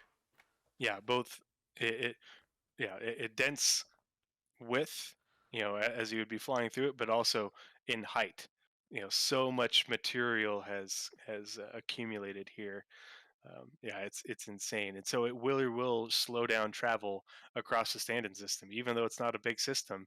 You won't be able to traverse it super fast, and if you wanted to circumnavigate these gates, you would have to quantum, in theory, up to a much, at an angle to a higher plane above the ecliptic, and then, stop and then quantum back down to your location, and so that would greatly increase the actual distance that you are quantuming, that you're in quantum, and plus you'd have to do that stop. And so the idea is that these gates are strategically placed, on the trade routes, that you would or So if the someone paths were you would to need to take. have money to burn on quantum fuel and they had a ship that could go the distance that needed, would it be a an alternative if you had a ship capable to do the distance and again, money to burn on quantum fuel that you could not use the gates? I think that it's going to be possible to not use the gates, but I think because of the asteroid Inconvenience. fields having so much mass and Hmm. being so deep in in a vertical, above and below the ecliptic, that you will have to take a pretty decent angle, and it will make a difference. Or they might just make it so that there's so much mass, along that, that ring, on the ecliptic, that it will just pull you out of quantum no matter what. Who knows what they're going to do? They haven't said, but that is the premise behind the gates, is that you cannot quantum through this asteroid belt. You have to go through the gates, and whether you have the option to quantum above, over it, and then back down, or below it and then back up to get to your ultimate destination. Well, We just I'll don't be know. sad to not ever go to Crusader again, but I'm not gonna miss Yeah, Hurston. I it'll don't be feel interesting. that seems like a lot of work, and I like the amount of work that this sounds like because I am all Hmm. for like they're making a slow game, and they know that, and a lot They of want people you to experience all the locations that they're building. and the Yeah. nuances, and nuances take time. Like when landing at a landing zone in the future, and this is kind of a side tangent, you are going to have to go through customs. You are going to have to check your weapons if you have them. You are going to need to show proof of carrying of whatever class of weapon. Um, there's going to be a lot to do when coming into the system and landing somewhere, and it's not going to be as a lot of people's dismay, and I do kind of feel for them. You can't just sit down if you have 15 to 30 minutes and do something. The only thing you can get to do in that 15 to 30 minutes is walk around the city. And hopefully at some point there'll be stuff to do to make money around the city so you can just kind of like piddle Yeah. around for those 15 minutes.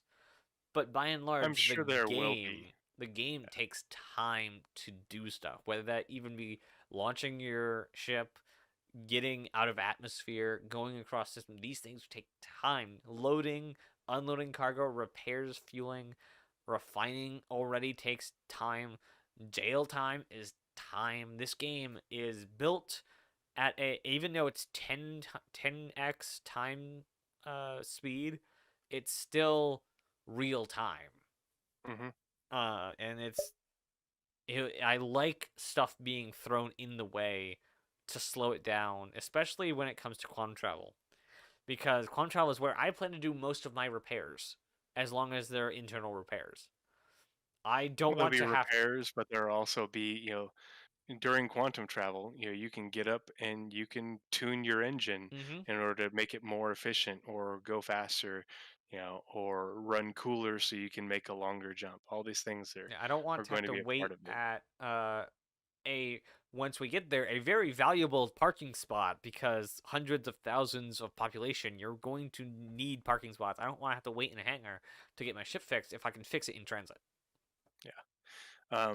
And that's why at the end of this part, in the show notes, I put in the link to a post on Spectrum by Chris Roberts himself, going into great detail to explain how quantum travel, and the QT drives are supposed to work. Hmm. They don't work like this right now.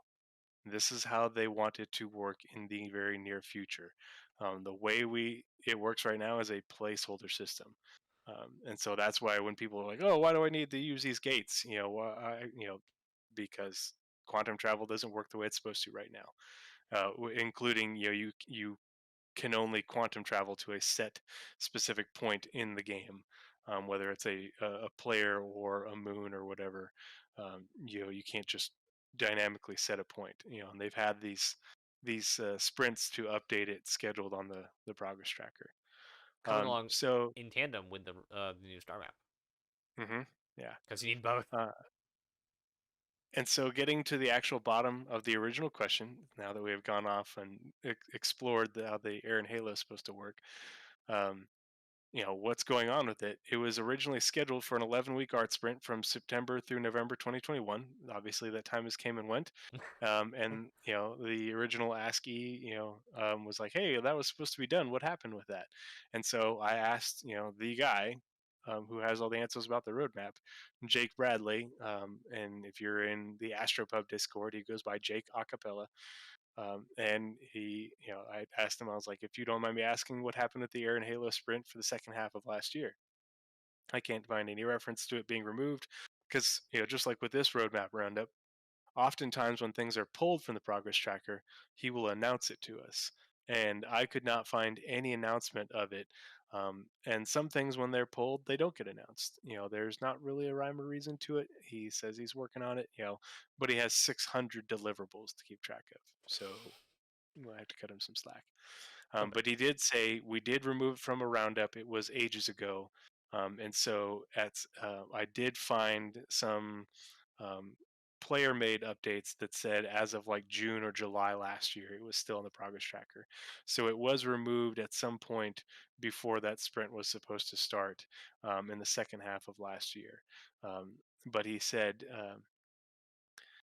We did remove it from the roadmap. It was ages ago. The locations team, as we were talking about with the roadmap roundup, are focused on fleshing out Pyro currently. Plus, they were restructured last year. Hmm. So the Air and Halo and its gates is most likely something that will get worked on after Pyro.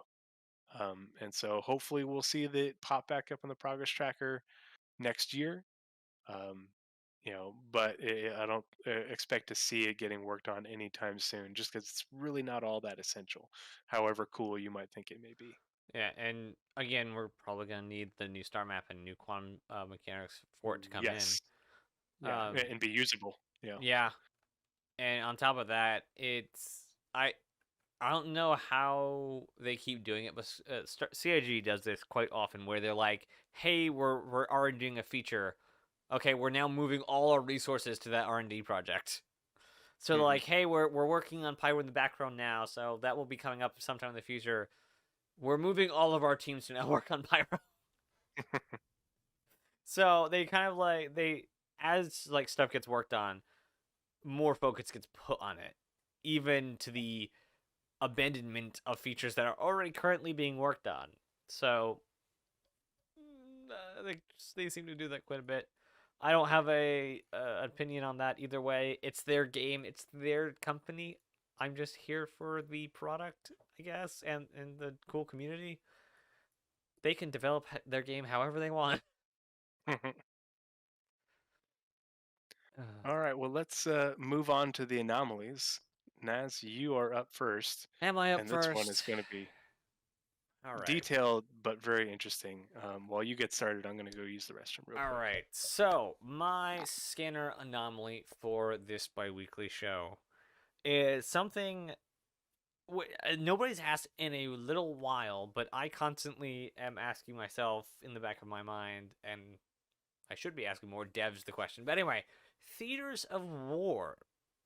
What, where, and why? So, to start off, in case nobody knows what Theaters of War is, because it hasn't been talked about in a year, Theaters of War is a 20 on 20 PvP objective based 3-phase combined armor arcade mode. That's a lot of words put together. But um, it is in the in game service known as Electronic Arts, so the same thing that Arena Commander and Star Marine are in. A little side lore for that. Electronic Access is basically the in-game game engine, or I think it's the in-game game engine. At least it's the game service. In the full-fat persistent universe, you will not load into Star Marine from the menu or Electronic Access from the menu. You will go to a hangar or wherever it is that you are and crawl into a sim pit, which are in-game kind of computer things, which are kind of like gaming chairs with sides that come down and a screen that comes down in front of you. We used to have them in hangars, but they took those out. And you will then, from the persistent universe, load into electronic access.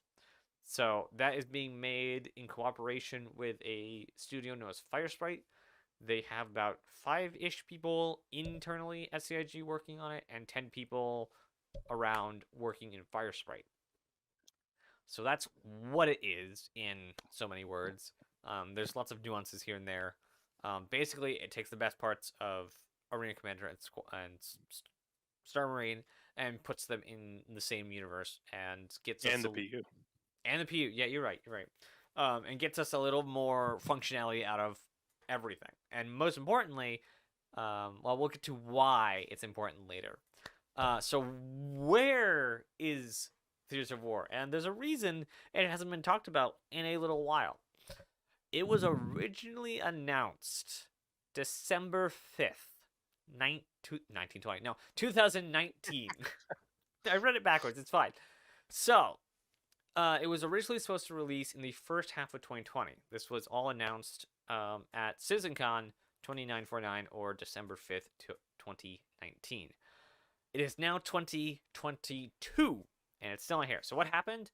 We're going to go through the last 2 years according to Theaters of War. So Richard Tyrer and Sean Tracy have been kind of the only two people we've heard from about this feature. And we're going to mostly be hearing from Sean Tracy over the next 2 years as we go through it. So he had a 1-hour talk at CitizenCon on Tau, or Theaters of War. Tau is just TOW, so in case you can't see the words or haven't seen it, it's the same thing. During CitizenCon, they had a playable version of Tau. It took them the 15 people, 15 people. I don't know the exact numbers, nor have they ever said the exact numbers of devs on it. Because it has been a side project, it's not always taking priority. So it depends on what time and who's needed for whatever they're doing at the time to how many devs they put onto it. So it took them about 6 to 8 months to make their demo they had. And that was in connection at the very beginning with both Firesprite and the internal team. Internal team were mostly like VFX and audio and narrative people. It was stated that things were needed to release Tau, but they said the plan was very specifically to get it out in the first half of 2020, and you're going to notice that coming up quite a bit. So, January 31st, 2020, so we're now in the new year, there's a Star Citizen Live with, there goes my brain, Sean Tracy, and he basically just is sat down by Jared Huckabee and is asked, hey, what's Theaters of War? And he basically goes into a lot of the stuff he did cover at CitizenCon, but this is the follow-up. Now that we know what it is, what did you learn and where are we going? So he did reaffirm that it was still planned, and he said they are not at all behind several times their release date for the first half of 2020. And we're going to get to why it's best and why it's going to be so important that they did delay it. So, as things that were needed as of January 31st, so at the time that this show is out, network latency needs to be brought down. Their goal was 100 milliseconds, which is the same as Battlefield runs. And better phase change notifications. So there's 3 phases that work, and a lot of the playtests, a lot of people were getting confused when the phase changed. Not how to get, or not the objective, but how to get to the objective and nuances. So a lot of things they said were not having to coach people, but having the game coach them instead. So if somebody's running too far away from the battle, the game will say, hey, the battle's that way, and point them in the right direction. So they had a lot of polish to do, a lot of kind of like the another half of the game to go, I would say. And that's kind of my own kind of thinking, because they had the base of it, and they had the big sweeping things. They had the 20% done. Now they need to do the 80 to finish it, or they had the 20 done. They need to do the 80. So they mentioned there was a mention about a later ISC about Theaters of War that I can't find. I don't know if Tree, do you know if they actually did the Theaters of War ISC specifically? Because I can't find it. And I looked at your tool. The spreadsheet? Yeah, I looked at it. There's only one, and it's the follow-up. Yeah. I know the only one that shows up there is the calling all devs, which we'll get to again later. Mm-hmm. The only thing I can find for an Inside Star Citizen show was about the work they were doing on the throwing mechanic because of the work being done in Theaters of War. And that is it's a good primer for stuff we're going to talk about near the end of the Anomaly. So, again, we get another show, Pillar Talk, in February 11th, 2020.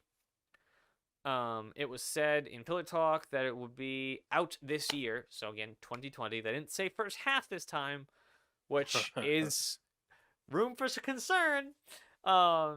In May, that was the only kind of bit they actually talked about. It was a lot of reiterating for people who didn't know what it was already. In May, there was a post, an epic month ahead.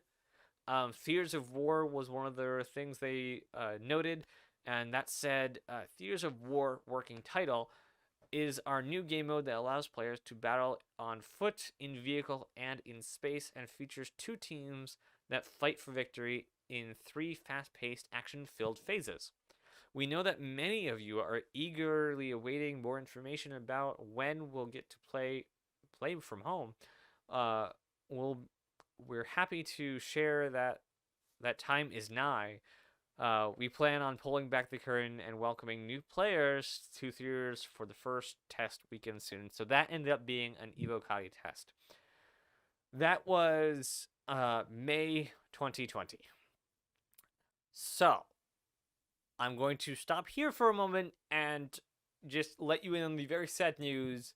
That is what materialized as the release in the first half of 2020. They did call that a release, or not a release, but they did call that fulfilling their promise. But they do know it's not good enough, and they do know that no one's happy with just Evocati because they're all under NDA, so we didn't even get to witness what they did in Theaters of War. This, quite frankly, amazing game mode that we really, really do need. And again, why is coming up a little bit later. So in later on in May monthly report, it was said the backend service team saw backend services address issues with lifetime persistence and player wallets and provide ongoing support for Theaters of War and Invictus launch week. The featured gameplay team, a majority of gameplay feature teams, May was spent supporting updates to Arena Commander, Stormmarine, and Theaters of War, and Invictus launch week. QA's main focus was on the release of Invictus launch week and playtesting Theaters of War. The main role of each was stress test destructive testing and highlight any issues. So a lot of the May monthly report was focused on Squadron. They later on, and yeah, we're still in 2020. June, they released an AMA, and I have linked up in the show notes both the Spectrum post and, for time's sake, a 3-minute 43-second 250 questions by Nubifier. So just in case you want to get the things, but basically it was more the same. The servers weren't up to snuff, and there's a lot of different changes, and it's the same code base as Star Citizen and Squadron 42. So anything that they're learning or wanting to do has to be in Star Citizen or Squadron, or will or they'll be working on it for both of them if they want it in Theaters of War. So, the SC Leaks channel, now known as Pipeline, also did a sneak peek in QA of Theaters of War. I believe it was Hater, Piggles, and Execute that did the QA. And they actually had shots of the map. So they were actually able to play the map. I think they kind of ripped it from the files and were able to play it offline. I think that's how they did it. So that was July 19th, 2020. And that was all the information we got that year. So moving on to April 30th, so almost half a year into it, 2021. This is a Calling All Devs on Theaters of War. So, a Calling All Devs was aired. What happened to the 2020 release of Theaters of War? Sean Tracy said it just wasn't there. The performance was just wasn't there. As a specific quote. He also said that he wants 2 scenarios before release. And so far, the entire thing, we've only been working on one. And so far, only one has ever showed up on the roadmap to this day. But he says he wants to before release. Will he get it? We don't know. Nothing's been confirmed. Nothing's been denied yet. But he said he wants to. Where I lost it. And Richard Tire wants 30 frame minimum of 30 frames per minute on mid-spec PCs, and they still want a lot more polish, experience before bringing it to release, to wide release, to basically open, like you can just play it like Star Marine or Arena Commander. In August 2021. VFX team, the team are putting several techniques and workflow processes to use that they've learned while working on a huge destruction sequence in Theaters of War.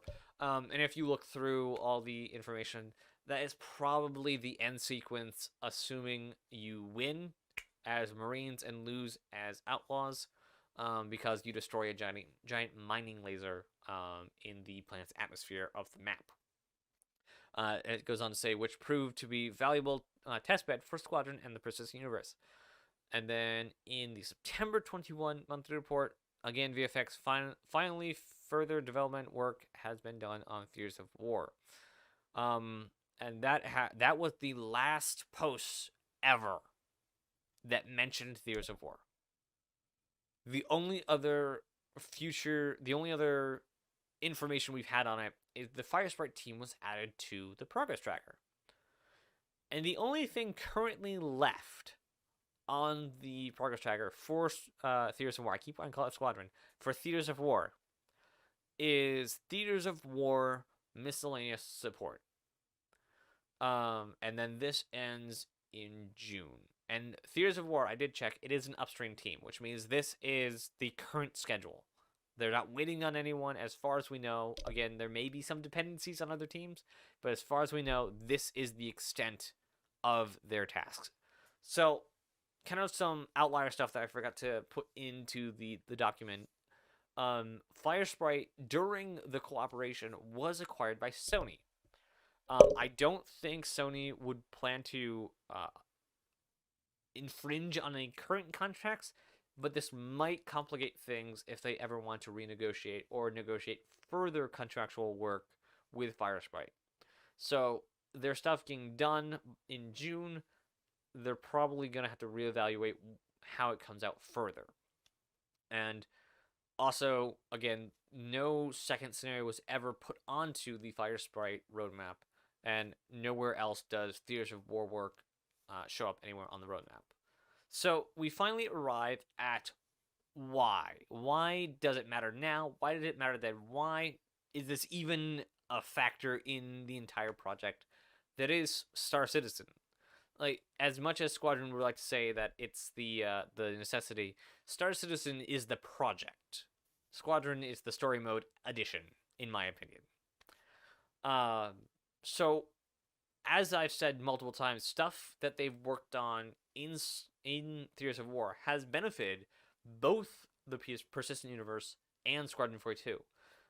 With internal testing, the throwing animation back in that ISC, the destruction animation, and several optimizations, networking, art, a lot of the FPS gameplay, even with internal testing, CitizenCon testing, and Evocati testing, has greatly improved the codebase overall. Even though we haven't been able to see the game, it has affected the project massively. Now, the only question left is how can it benefit us in the future, and do we still need it? In my opinion, yes, we definitely still need Theaters of War to be in Star Citizen, not only to fulfill promises made, but also as a weapon or as a ship gets added, especially smaller ships, vehicles. The G-12 was sold at Invictus launch week as a military vehicle. I think we should test that out. And the only way to really test a rover is to put it in a full combat scenario against infantry, tanks, and ships. We have the C2, which is going to need V vehicle, V ship, V infantry testing.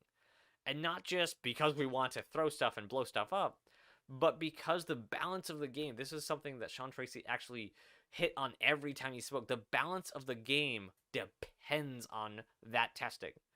When you go, let's say, Jumptown V2 events, once you get there, you can't. Oh, there's a bug when you drop a bomb that only vehicles are blown up. I'm making up a bug that could exist, but you can't figure that out only after you're having players use these things, or you can't leave it in there for so long. And bugs like that only start to show up when you have dense players or repetition of use with players doing slightly varying things. Theaters of War becomes a hotbed not only for mass player counts, 40 players in a single map, but also repeating it every 30 minutes gives the telemetry on what exactly players are doing and how they're breaking it. So, a lot of the testing that needs to be done for combat in the persistent universe, not necessarily Squadron. Squadron's going to probably benefit more from the code base updates and general balance. The persistent universe is going to benefit mostly from the exact balance. So, how good Ursa is both in armor, its turret, and its kind of validity as a vehicle itself, both the G12. The Artemis missile launcher and the railgun, I'm pretty sure, are not in Squadron or very lightly used in Squadron, as far as I've heard. Um, those are persistent universe balances that need to go in. There was something about knifing a ship to see if it would fall over or something. I think that's a bug they encountered. I couldn't confirm that. But that's stuff you need to test, and you wouldn't really test that anywhere but combat plus ships, and not combat in ship, but combat next to ships. And so this is where Theaters of War still has merit today, even into the future, even after we go version 1 of Star Citizen. Any new ship that is added can be tested in this way. And there are even several mentions of wanting to do a capital ship v capital ship scenario. And this could be, again, in several phases. The thing that came to my mind was the Galactic Conquest in Battlefield 2, the Battlefront 2 series. I always get the two mixed up. Or the two names mixed up. Where it's you have your stuff you do on each cap ship, but then you go to the hangar and you fly out and you dogfight and land on the other capital ship and do stuff over there, and that's possible just already with the systems that are in Star Citizen. So it would make a good test bed to get capital ship warfare tested, because they have this entire new control scheme that needs to be tested for cap ships, and obviously, like, you can only run Xenothreat to figure out if an Idris or Javelin is good so many times. Theaters of War is expectation is repetitiveness. So, unfortunately, this story does not have a nice ending. There's no clean bow on it to tell you where it is, but it is still out there. Work is being finished. We'll know by the end of Q2 where it is. Just because, well, they're either going to forget it exists for another quarter. Everyone was shocked that they didn't talk about it at CitizenCon, or they're going to start acknowledging it in. I imagine Sean Tracy, I imagine if I put up a Spectrum thread, which I didn't think to do before, I should have done this a week ago. See if Sean Tracy will actually talk about it. Like, he loves this project. This has been like his project for the past 2 years. And it's only over the past year that we've heard nothing. It's been being worked on, as we've seen in the monthly reports. So this is a very long-winded outro to this a scanner anomaly. But that is the current state of why, when, where, how for Theaters of War. And I'm going to go and rest while Tree does his scanner anomaly. Hopefully, No, I matched the insane amount of research you did for your last anomaly you did last show. Mine was heavy on last one, but like with what you said, I can't tell you how many people have said, "Oh, the Theaters of War is canceled." They mentioned it in a monthly report just like 5 months ago. If it was canceled, Yeah, They would have It's not fired canceled. Firesprite. They wouldn't continue working on it. Yeah. Firesprite has several other games in production. They are owned by Sony now. They have to make Hmm. Sony games now. Yeah. They could use The those 10 devs elsewhere. the issue with Theaters of War is because it shares the same code base. It isn't going to it's in a large arena style game mode. It is not going to work well until the the networking code base for Star Citizen is up to snuff. And that is That something I actually did forget to put in yeah. the script here is Hmm. what a major desync fix is going in 317. Yeah. Theaters of War is not in 317. There's no way that's going to happen. Um, I just saw Sadaball mentioned in the chat, and I'm sad now. So yeah, Theaters of War is not in 317 as far as I've known. I've heard some leaks about what is and isn't in it, and Theaters of War is not in it. I do definitely expect a something by the end of the year, and Sadaball will exist at some point. I'm determined. Well, It's at least a spectator sport. if you've yeah, there are not going to be massive improvements to the networking code base until after they get server meshing in. Um, But there is a and desync so fix.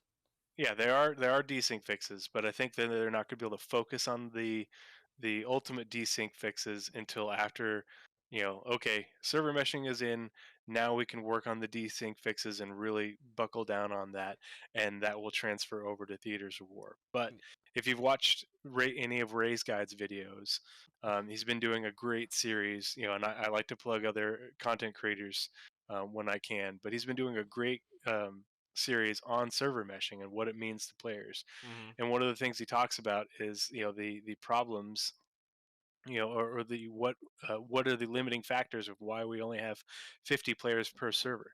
And right now the 50 players per server limit is due to the limitations on the server of absolute dispersion. If you have all 50 players spread out all over Mm-hmm. the star system, the server has to literally run everything, and it's a huge load.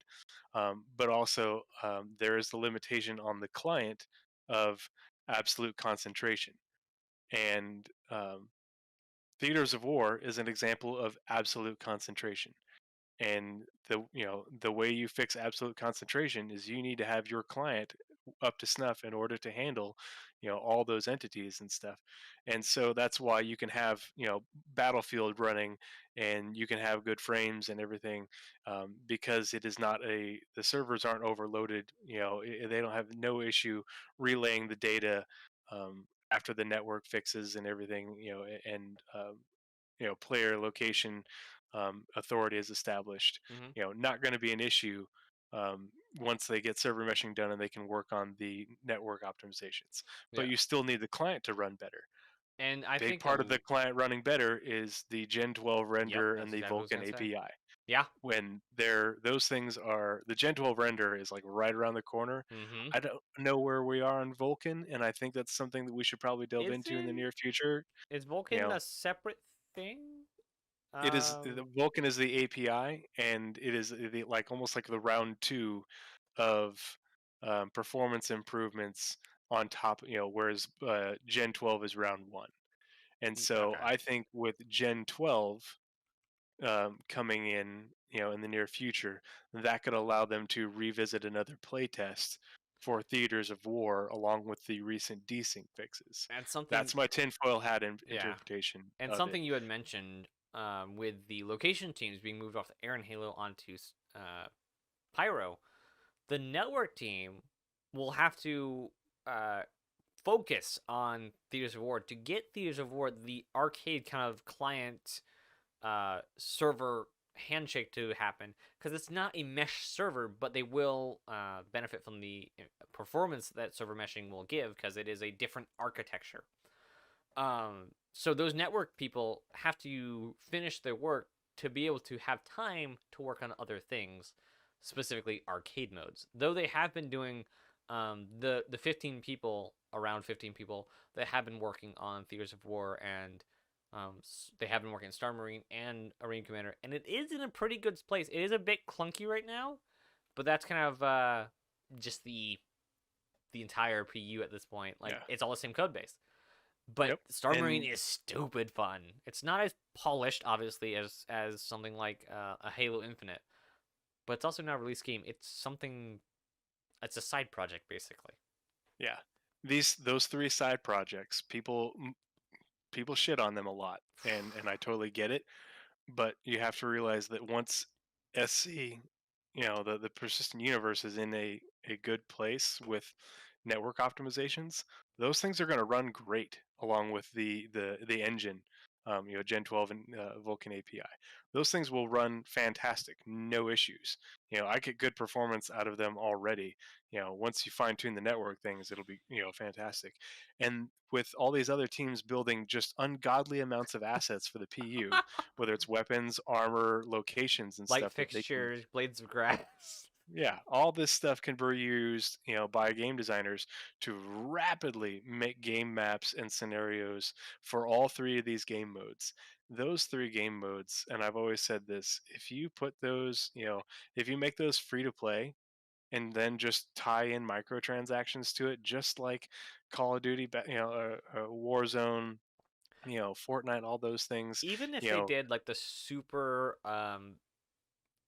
consumer nice, I forgot where the sentence was going. The super consumer nice version of microtransactions, being able to just buy the REC. So mhm, everything is attainable in game by playing the game.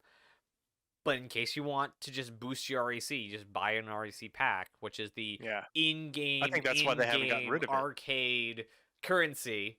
Hmm. So it's like 3 layers deep to buy modules for arcade ships that do not Yeah. go copy over to the persistent universe. Stuff that you Hmm. have persistent universe sometimes copies into the arcade modes.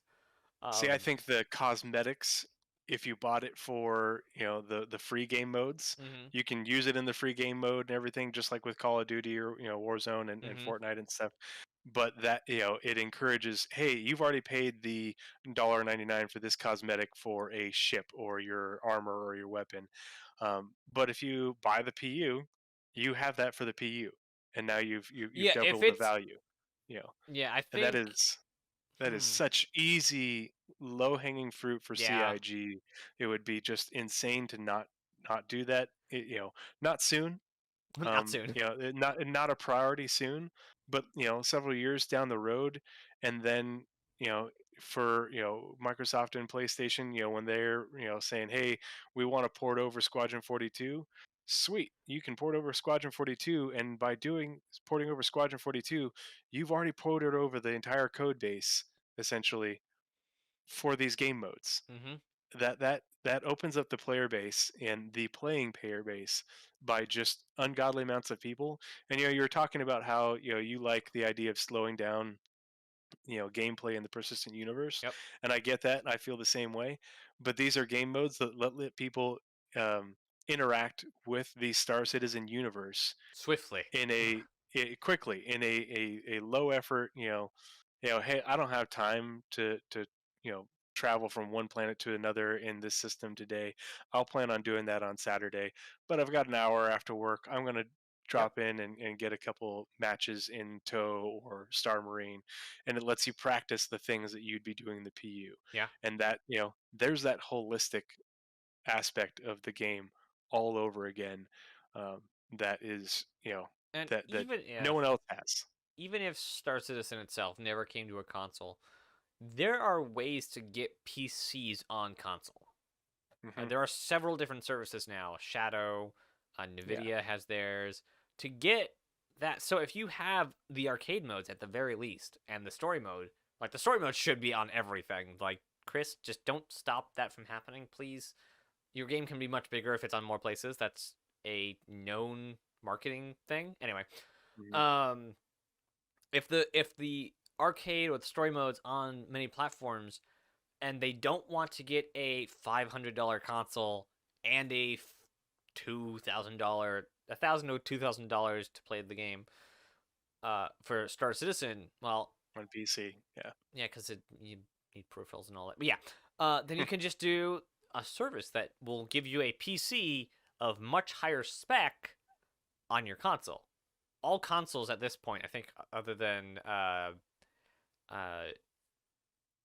what is the Fisher Price, the Switch, right?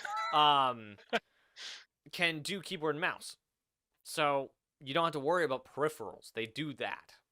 Hmm. I know the Xbox has Xbox specific HOTAS. I actually have one somewhere. It hits PCs, but it is an Xbox controller mapped as a HOTAS. So peripherals are okay.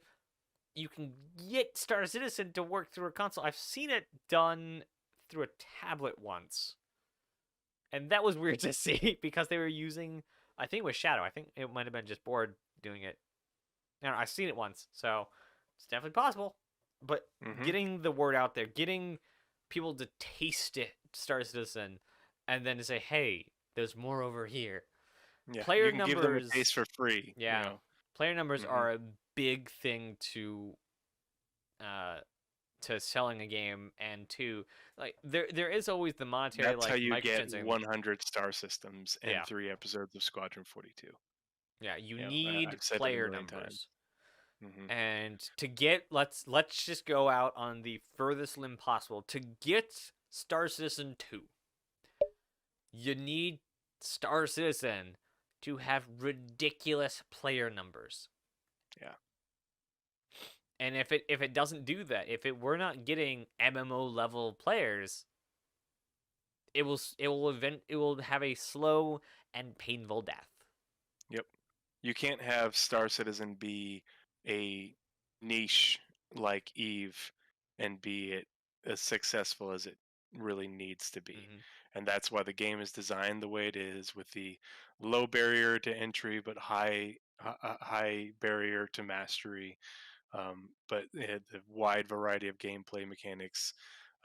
But then if you also do that for game modes and have it low barrier for just interaction within a universe that you've created, on top of the PU and the story modes, that's just absolutely huge. It's a diversifying your product to a wide variety of markets. And I just noticed that we're already over 2 hours. Here I was thinking we were gonna have a short episode. What is your scanner anomaly? Oh yeah, I forgot I had one of those.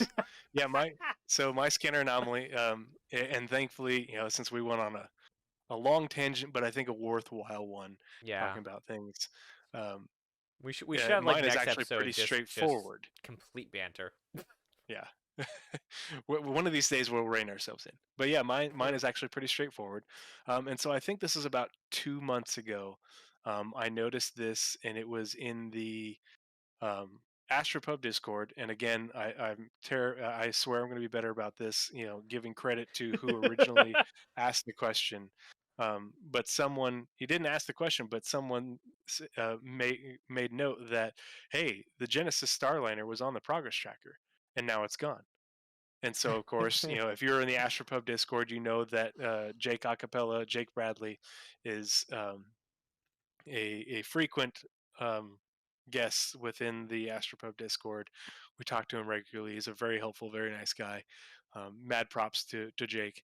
But we asked him, we're like, hey, did the Genesis get pulled? Was it one of those things that got unceremoniously removed from the progress tracker? And he's like, wait, what? And we're like, yeah, it's not on the progress tracker. I'm looking at it right now, and it's not there because it was just a vehicle concept art sprint for a couple months, I think it was. And he's like, I'm looking at it right now on my internal version, and I'm looking at it. I can see the Starliner right now, and we're like, okay, but how are we seeing two different things? And he's like, I have no idea. And so he started looking into it, and I followed up with him about it a couple weeks back. Um, and I didn't get as much follow up done because I wanted to have it done before the previous, not this most recent roadmap, but the previous one, so I could get some screenshots. But I'll have to give an update on this after the next update. Um, so that's the context about where, hey, why is this a thing? And so I asked him, hey, we asked about the Genesis Starliner. Has this been any resolution to this issue? Why it's not showing up on the external publish of the progress tracker? Um, And I also asked him, are there any other deliverables who are experiencing this? Because the only thing we noted was the Genesis Starliner should be showing up, and it wasn't. And it turns out there are multiple deliverables that are experiencing this same issue. Um, and so what's Jake told me, he's like, I got some of them back, but not all. Currently, it's due to certain teams changing their sprint cadence, quarter split into 13 versus 6 to 7. And I was like, wait, what? I was like, some of them. There are more deliverables missing. Do you have a list of the affected deliverables? What were and what still are? Because you said you got some of them fixed, that you can share. Is there a list you can share?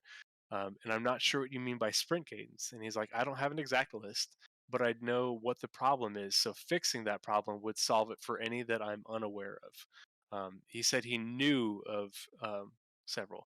He's like, it's hard to keep track of 600 deliverables. He's like, so a quarter is divided into sprints for each team, and depending on the team, they sprint a quarter, or they split a quarter into 4 parts, 6 to 7 parts, or 13 parts. And this is all depending on the team. They're all different. And he's all, once in a great while, a team will get a new producer, and it changes, from one schedule to the next. And he's like, that change is what's causing the bug. And I was like, I totally get you. Have you been made aware of any other deliverables that are missing, not showing up?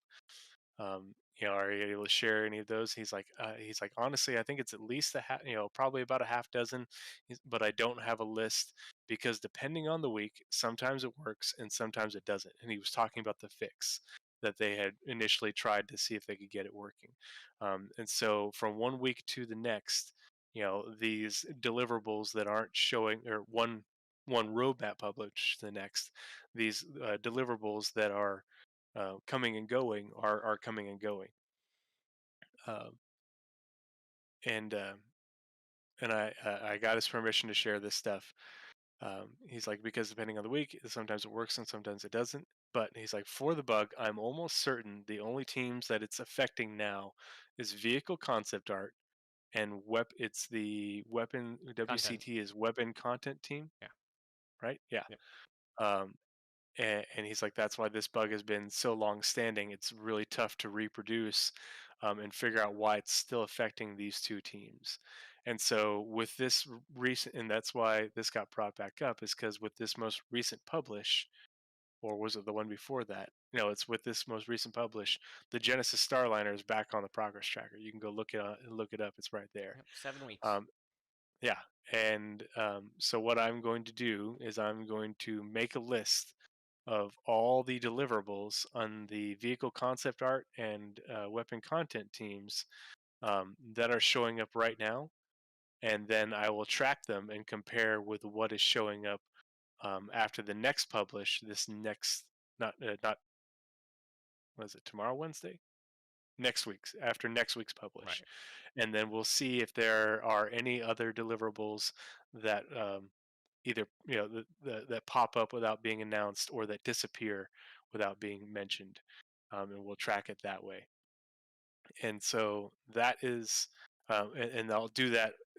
What I'm going to do is I'm going to do it for the next publish and then the publish after that, just to sort of give us a good baseline to see how many changes, and what other things are showing up or not showing up. But that is my scanner anomaly. That was the thing that came up on my scans. I had a little fuzzy radar return, and I dug down deep into it, and we're going to continue to monitor this scanner anomaly, to see what is missing, see if it's anything really interesting. That I hey, wait a have a minute. resource for you, actually.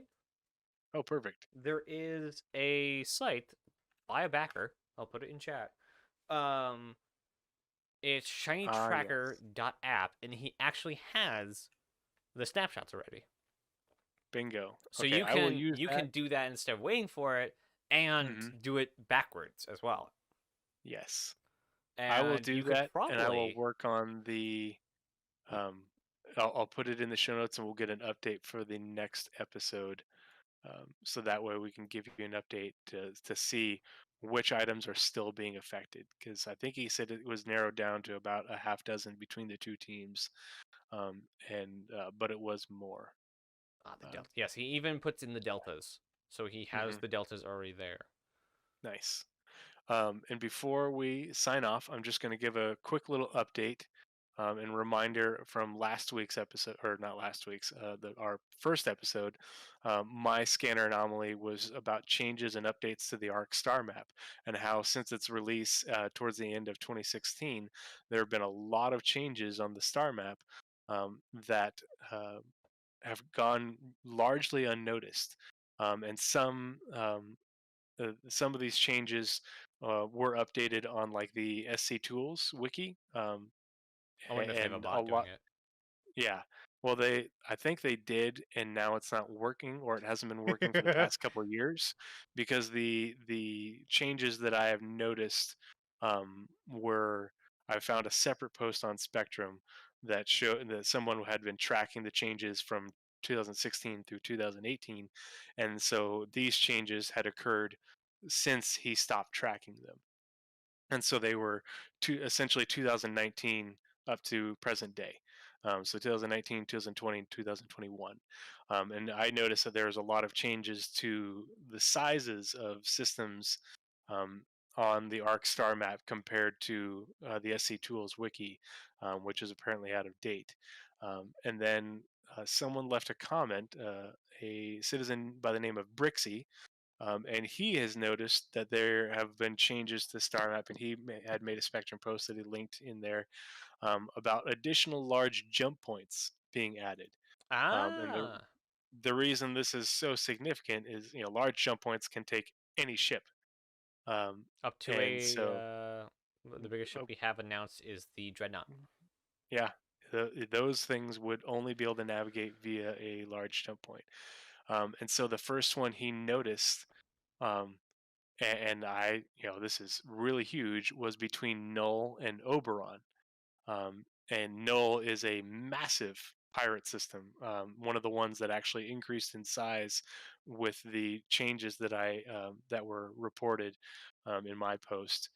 Um, but Oberon is connected to I think it's a large jump point to Vega, which is the star system that is attacked in Squadron 42, and basically sets off that campaign. You see Admiral Bishop walking around on Vega. I think it's Artemis or Aramis, in the trailers. But then Admirable,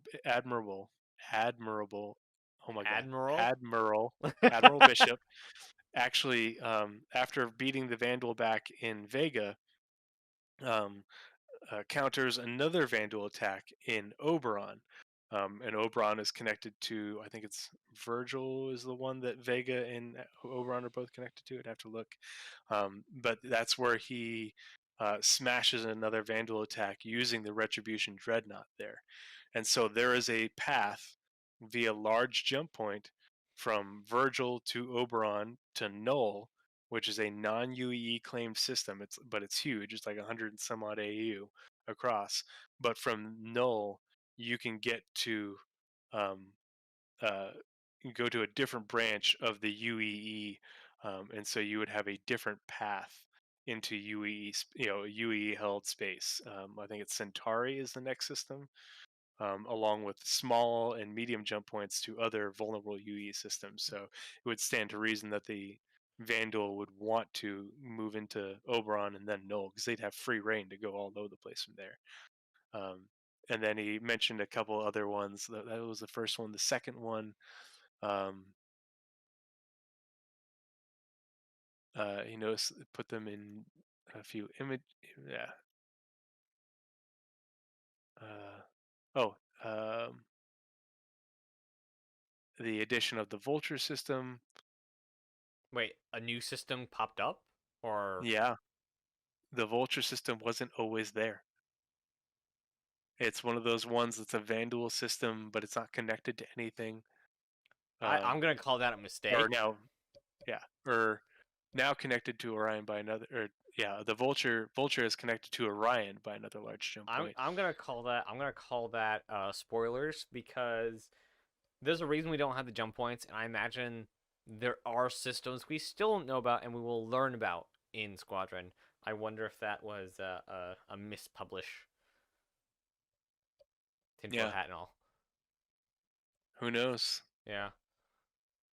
But So yeah, so that's what? been really easy, really interesting to track. If you go into the show notes from the previous episode, you can see the link Mhm. to my post and to that guy's post. If you have a chance, if you'll go in and give them an upvote so we can get some attention on them from the lore team and maybe get an answer as to the ramifications for these changes and some explanation for it, that'd be great. Uh, Did you look but up yeah, perhaps where the retribution is being constructed? well, the retribution was constructed um, in orbit above MacArthur in the Killian system, but as far as the only knowledge that we have of it being used Right. is in the uh, There were in what Vega two and two or Oberon. three of them made and one was lost. There's only one. Yeah. There's been speculation that it gets lost in Squadron 42 or Well, whatever, no, but there's only I know there's two. mm you'd have to show it to me, but Okay, there's I'll look for as it. far as I know, there's only I'll come one. back next week with the proof that there's two of them. But did you proof check that there is from Killian to Oberon a large jump point train? There's nothing from Killian to Oberon. Oberon is on the other side of UE space from Killian. But can you get there through large jump points? Yes. Okay. Yeah. Long trip, but Yeah. Well, they need to make sure that it wasn't going to be found by the Van Duel before they were done with it. hmm So But yeah, interesting lore stuff yeah. So for me. as they finish up the story for Squadron, as they work on the new star map, stuff's getting moved around, stuff's getting finished. Like hmm the not even like the backbone. It's kind of like they're shoring up the universe in a way they can't undo when they go to make the second episode, the third episode, and the next series. Which, if anyone ever asks, no, there's no proof there's a second series coming. But the only thing that makes sense, they have all these very specific teams to make an FPS game, a single player story campaign. They're gonna make a second series if they have time, if they have like money. So Oh, are you talking about something separate from Squadron 42, but a different campaign? yeah, after they get the 3 episodes of Squadron done, Yeah. it's gonna be another story, either a further campaign or a more historic campaign. So tinfoil hat, Oh yeah, putting it on oh yeah, again, oh yeah. and we can close out with this because it's getting late and I have to work in the morning. I I will bet money that it is, instead of a UEE naval pilot, you're a UEE Marine, and is Oh a first person shooter based campaign, fighting the boarding actions, landings, because otherwise why would they talk there's not a lot, but there is a good amount of lore surrounding the UE Marines, both the lore fiction, but also the lore team just sort of detailing them, um, yeah, talking about how the UE Marines have their own ships, their own special fast attack carriers equipped with nails. We've got and how much they hate the Navy. yeah, and we have they're in Squadron 42 already. It would be uh, a fantastic campaign to do something for the UE Marines. You could even, because Squadron 42 is about Squadron 42. They already have a Special Forces UEE Marine platoon. I think was it Platoon 36 or something like that, or I'd have to It look would it up even again. follow the name scheming too. Yeah, Instead of Squadron and they could. 42, it's Platoon 60, 30, whatever you said. hmm Yeah. And Blizzrad in chat said, "I'd love to see a smuggler-based story," and you know, there's no reason they couldn't. Yeah. I mean, we already have uh, what with the belligerent duck. Yeah. You know, they could easily make all sorts of little, uh, or big campaigns. Yeah, and with this giant studio they're building. at the point a Squadron series is done, will have a lot of systems, so they can just say, "Hey, I want this system, and this system," and branch that off, and then start working on bespoke locations. They'll have Yeah. a lot of the levels mostly there. They just have to make the bespokes.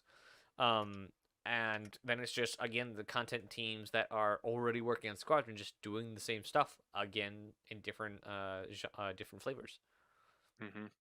So and then uh, depending on the success of both Star Citizen and Squadron, it depends on the cast you'll get. Yeah. Maybe like you get famous smugglers to do it, or more marine movie focused people, depending on where you take the story. Because a lot of the people in Squadron are sci-fi focused or historic Chris Roberts characters. Mark Hmm. Hamill, John Rhys Davies, Andy Sykes is just in everything that has mocap in it. So, um, yeah. So it would be really interesting to see. Like, obviously, way far in the future. Like this is like still 15, 20 years out, 25 years out. Like they have Oh, two I more think they could do it a whole lot sooner than that games, with the giant team that they're building. But but yeah, two they, whole they definitely have games. to build Squadron 42 first. But I could see with how much less effort the follow-on episodes of Squadron 42 would be, and how much less effort doing a separate campaign would be with all the assets in the game, everything, all the stuff you really Yeah. need built. You don't need They to work could, on combat anymore. You don't need to you work could on work balance. on two campaigns at the same time. Yeah. Oh, Yeah. yeah. I can see that. All right. That has The been the the almost actor from Reacher, make him the platoon commander for Platoon 36. okay. I my brain's not connecting the two dots yet, so I'll have to go look that up and refresh my brain. Mm, But yeah, this has been. I think this is longer than last time. So there goes my short episode. whoops. And on top of everything, I'm gonna need to do some extra editing because I forgot to hit record at the beginning of the thing. So I'm gonna have to go pull it off of Twitch and convert it to an MP3, then to upload it. But as far as housekeeping goes, um, so this is being recorded or streamed live on Twitch on the Monday. What is today? Monday, the 21st to the morning of Tuesday. It's now 1:30 in the morning for me. Um, and I will get this fixed up hopefully by Tuesday evening, and it should release either Tuesday or Wednesday, the 23rd, on iTunes and Spotify, and there should be an RRS. I don't know what the acronym is. The feed thing where you go and watch podcast things. All links should be in the show notes and the descriptions of. It's going up on YouTube almost immediately, so that'll be up Tuesday. So lots of places to go find this podcast.